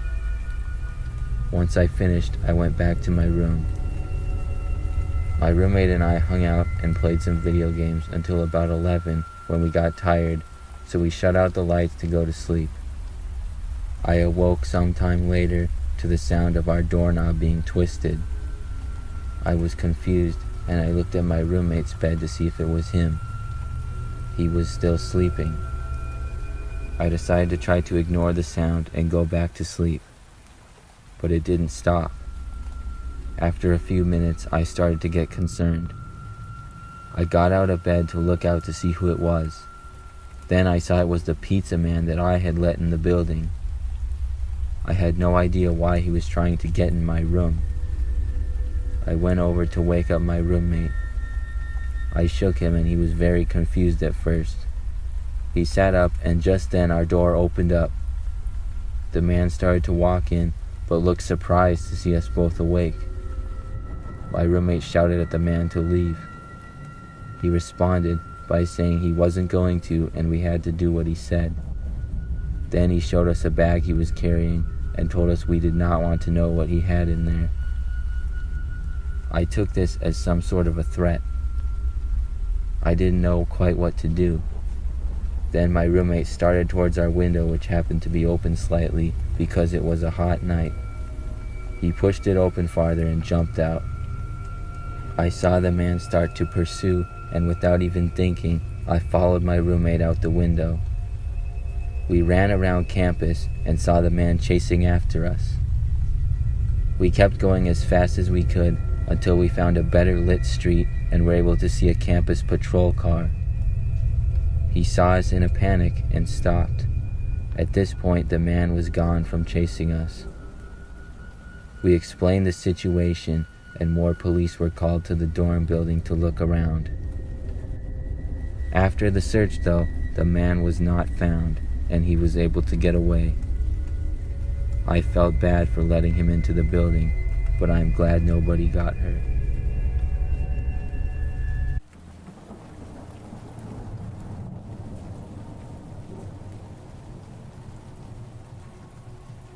I went to college in a big city and had 9 friends in my closest circle. We would hang out almost every day and just live our best lives. During our junior year, we had planned a boy-only weekend retreat at one of our buddies' farms about 2 hours from the city in the country. His dad owned about 200 acres and had a large chicken coop and a farmhouse with a pool. We were all excited. We had no idea that excitement would soon turn into something else that would remain with us for the rest of our lives. That Friday, we all packed our backpacks and left for the country on our motorcycles.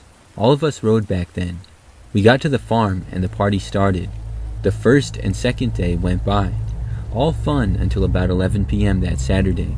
My buddy's dad that owns the farm called him on the landline and told him that one of their uncles had died in a small town about 2 more hours away. His dad was close with the deceased and wanted to check with us if we could go there and help the old lady that had just been widowed as she was alone. We all decided to ride there and help out. We left the farm around 11:30 p.m. and rode for 2 hours through country roads, some tar roads and some dirt roads as well. When we got close to the town, there was not a single person on the roads, just us 9 people on 9 motorcycles. The only lights on the road were from our vehicles. We pulled over on the side of the road to look for directions. Mind you, there were no iPhones or Google Maps back then. It was just good old-fashioned printed maps. After about 20 minutes of scratching our heads on where to go, we saw a light from a car in the distance. One of my friends flagged down the car as it came closer to ask where the town was. It turned out he was a resident of the town, so we decided to follow the car. It was already about 2 a.m. The guy in the car told us, "If any one of you are smokers, I recommend lighting a cigarette when we hit the dirt road." I asked him why, and he replied, "So the witches don't snatch you." I thought it was a bad attempt at humor given the hour. We started following him and we hit a wooded area with a thin dirt road. These woods were different. It was the summer, but these woods didn't have any leaves on the trees. As soon as we got deep into the woods, the guy in the car rolled down his window and he lit a cigarette. That's when I felt it, that eerie feeling deep inside my heart. I rode next to one of my friends who smoked and asked him to light his cigarette too. He laughed it off. I asked him to stop for a second and bummed a cigarette and lit it up myself. Now my helmet was off, I was puffing smoke, and the woods had this different type of silence. I got about halfway through my cigarette and that's when I heard it. A laugh. A scary, bone-chilling, heart-dropping cackle. I asked 2 of my friends who were riding next to me if they had heard it, and they confirmed it. I had not heard anything like that in my life. We rode close to each other for what seemed like an eternity, but it was only 15 minutes longer. When we got to the house, we thanked the guy and the car drove off. As we parked, we all looked at each other with the same question in our eyes. All 9 of us heard that laugh from atop the trees. It was not one cackle, but at least 5 times. Anyways, we knocked on the widow's door and she let us in. The poor lady was in shambles. We helped her out the entire next day and left before sunset. Right before we left her house, we were talking, and I brought up the nice man who had shown us where to go, how to get to her house. It was a small town, so she had me describe the car he drove and what he looked like, so that she could thank him later if she saw him. After some questioning back and forth, we discovered that the man who had helped us through the woods to the town was the widow's dead husband. He drove the same car and looked just like him when she showed us photographs. Possibly it was a very weird coincidence, but it was very strange. That night and that laugh has been etched in our memories forever. When we got back to the city after a few days, I asked my buddy's dad about the woods and the witch story. He told us that legend has it that a witch lives in those woods and snatches men who happen to be in the woods. She's afraid of fire, and that's why people light a cigarette when they drive through there at night. He thought it was all tales that the country folks made up. We've never told him the experience that we had firsthand that night.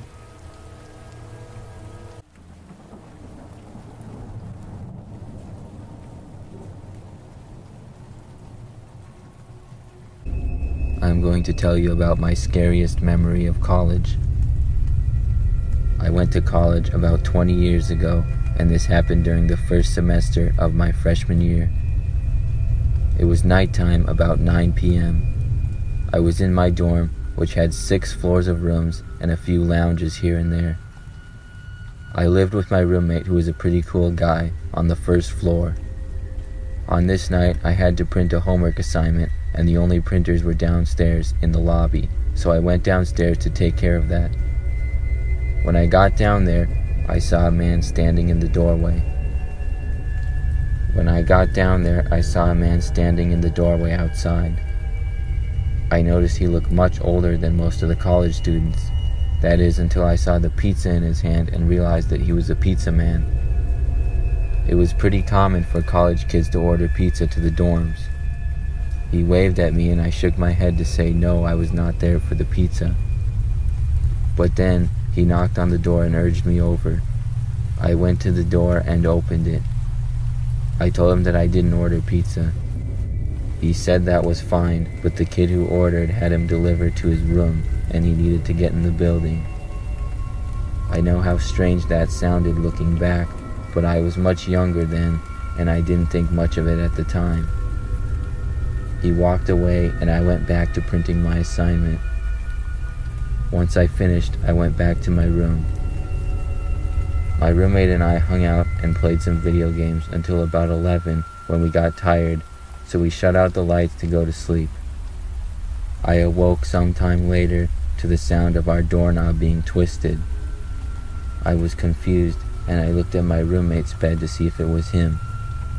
He was still sleeping. I decided to try to ignore the sound and go back to sleep, but it didn't stop. After a few minutes, I started to get concerned. I got out of bed to look out to see who it was. Then I saw it was the pizza man that I had let in the building. I had no idea why he was trying to get in my room. I went over to wake up my roommate. I shook him and he was very confused at first. He sat up and just then our door opened up. The man started to walk in, but looked surprised to see us both awake. My roommate shouted at the man to leave. He responded by saying he wasn't going to and we had to do what he said. Then he showed us a bag he was carrying and told us we did not want to know what he had in there. I took this as some sort of a threat. I didn't know quite what to do.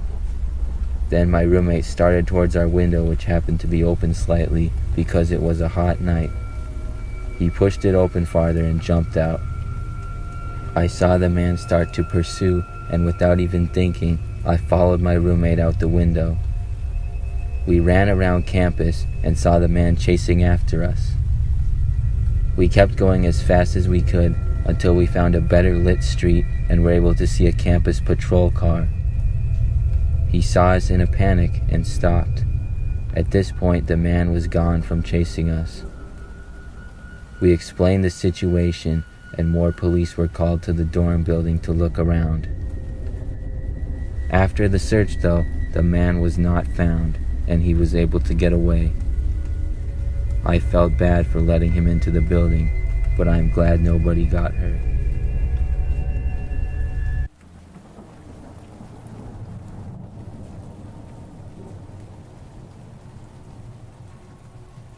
In my last year of college, I picked up a job on campus working at the front desk in one of the residence halls.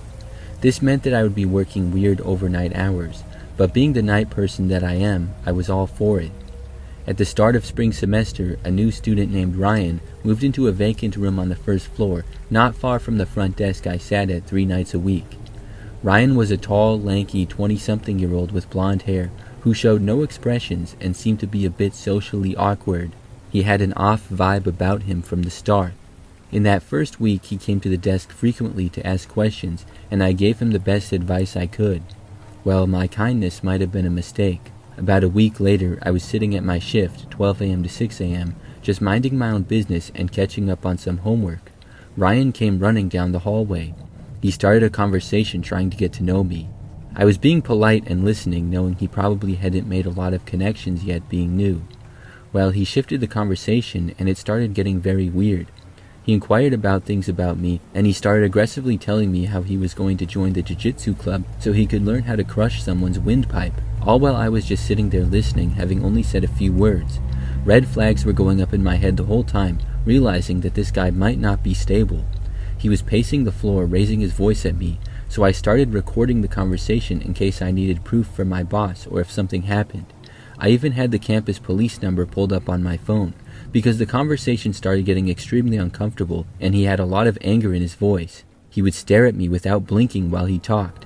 As he carried on, I started to ignore him, hoping that he would just leave, for it was almost 2 a.m. at this point and I was all by myself. Luckily, he eventually went to bed, and when he did, I called my boyfriend immediately, almost in tears, to tell him what happened. Over the next few days, my coworkers would update me that Ryan had come to the desk looking for me, asking questions like, what's her work schedule and where does she live? Knowing that I work mostly nights, this was unsettling because I did not like being at the desk alone with him. This continued over weeks, where he would come to the desk and ramble for an hour about unsettling ideas or weird things. He would often ask me about another girl who lived there, things like if he could have her phone number, what floor she lived on, what her room number was, and if she was single. He was seeming really sketchy to me, and it got to the point that if I heard a door open on the first floor, I would run to hide in the closet so he wouldn't know I was working. Sometimes my boyfriend would sit there with me if Ryan wouldn't leave. Another night specifically, I texted a coworker to call me from the desk phone to say there was an incident that they needed help with on the 3rd floor so I could escape. He tried to follow me upstairs, putting his hand on the elevator door so that it wouldn't shut. I pretended like I was taking a form up to my coworker and hid out in the 3rd floor common area for about 30 minutes, hoping he would be gone. When I got off the elevator, right as the doors opened, I saw his expressionless face staring back at me, like he waited the whole time for me to come back. I acted like I got the wrong form, switched it, and headed back upstairs for another 45 minutes to be sure he was gone. Luckily, when I came back, he was. I eventually brought it up to my boss, as did a few coworkers of mine who were worried about my safety, since it was always the middle of the night, and he decided to feed off my vulnerability of being alone. She ended up having a conversation with him because he was making a lot of residents and staff uncomfortable, and said the next time he gets a complaint, they're filing it with campus police. After the first 2 months, I didn't have any more issues with him, but I always hid any time I thought that he was coming. Leaving work was very scary because I parked so far away and the parking lot isn't very well lit, but I'm thankful that nothing bad ever happened. I'd hate to think about how long this could have gone on, or if I had said the wrong thing during one of those creepy nights.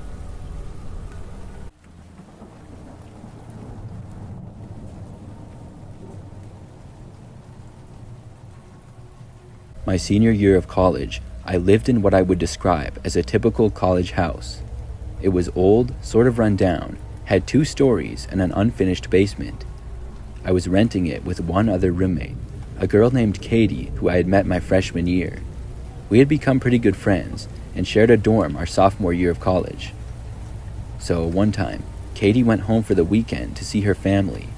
She left on Friday and was going to be gone until Sunday night. On Friday night, I went out with some friends. We would go out on weekends all the time, but this time I had to be up the next morning because I had work, so I decided to try not to stay out too late. Everything about the night was normal, and I returned back home at probably about 11 p.m. When I got home, I went upstairs to get ready for bed. Maybe 20 minutes or so after I got home, there was a knock at the front door. It had to be one of my friends or something because of how late it was. The neighborhood was pretty standard for being about a mile outside of a college campus, and was pretty quiet usually. I walked downstairs and went over to the window to look to see who was there before answering the door. I had a sort of weird feeling about it right from the start though. Maybe it was because of the fact that I was alone, or maybe because if it was a friend, they probably would have contacted me first. They would have texted me or called me before just coming over. When I looked out the window, I saw that there was a man standing there who I didn't recognize. Now, it was really dark out, and I didn't have a great view, but I was still pretty confident that I had never seen this guy before. This seemed strange, and I wasn't going to answer the door, so I went back upstairs and hoped that the guy would just go away. He knocked a couple of more times, but eventually stopped, and I went down to check and see if he was gone. He was, and I felt better. I then went back upstairs and got into bed, but just a few minutes after that, I heard the knocking again. I went down to check, and the guy was there again. He was standing right outside the front door. There was no way that I was answering, but I did want to know what he wanted. I stayed in the living room as the man knocked a few more times. He stayed there for probably 2 or 3 minutes. Then, finally, I heard him walking away. I was just happy that he was gone again, but just hoped that he was gone for good this time. I waited around downstairs for probably 10 minutes, and the guy didn't return. Then I went back upstairs again to finally go to bed. I got into my room, turned out all the lights, and got into bed. I closed my eyes, but no more than a minute later, I heard a noise from downstairs. It was the sound of our back door opening. I couldn't believe it. Instantly, I jumped up and ran over to my door. I locked it and then went back over and grabbed my phone to call the police. I couldn't really hear the guy walking around downstairs, but could just barely hear some noises. When I called the police, I went and hid under my bed. I was lucky to have a lock on my door, but I still didn't know who this guy was or what he was capable of. I was terrified. When I was on the phone with the police, I stayed on the line with them the entire time until they arrived. I didn't hear anything coming from downstairs, and I didn't hear the man coming upstairs either. It took maybe 10 minutes, and then the police were there. They entered through the back door, which was open, but did not find the man after searching the house. They also searched the property as well, but the man was never found. He must have left before they got there. I was just happy that he was gone. Obviously, I always remembered to lock the back door after that. Still, I wonder who the man was and why he chose our house.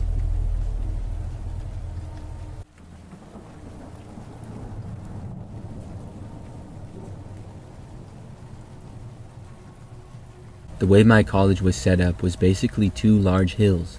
Classrooms, administration buildings, and libraries were on one hill, and the dorms and cafeterias were on top of the other.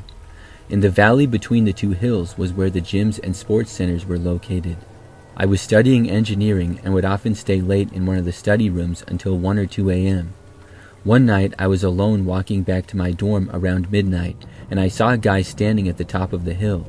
Nobody else was around, and I was at the bottom of the hill. I had seen this guy on campus before, and he always gave me the creeps.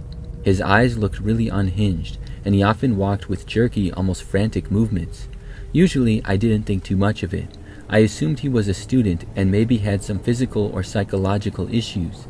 A few of my classmates had severe OCD and would do quirky things while out and about, but none of them had the same look in their eyes as this guy.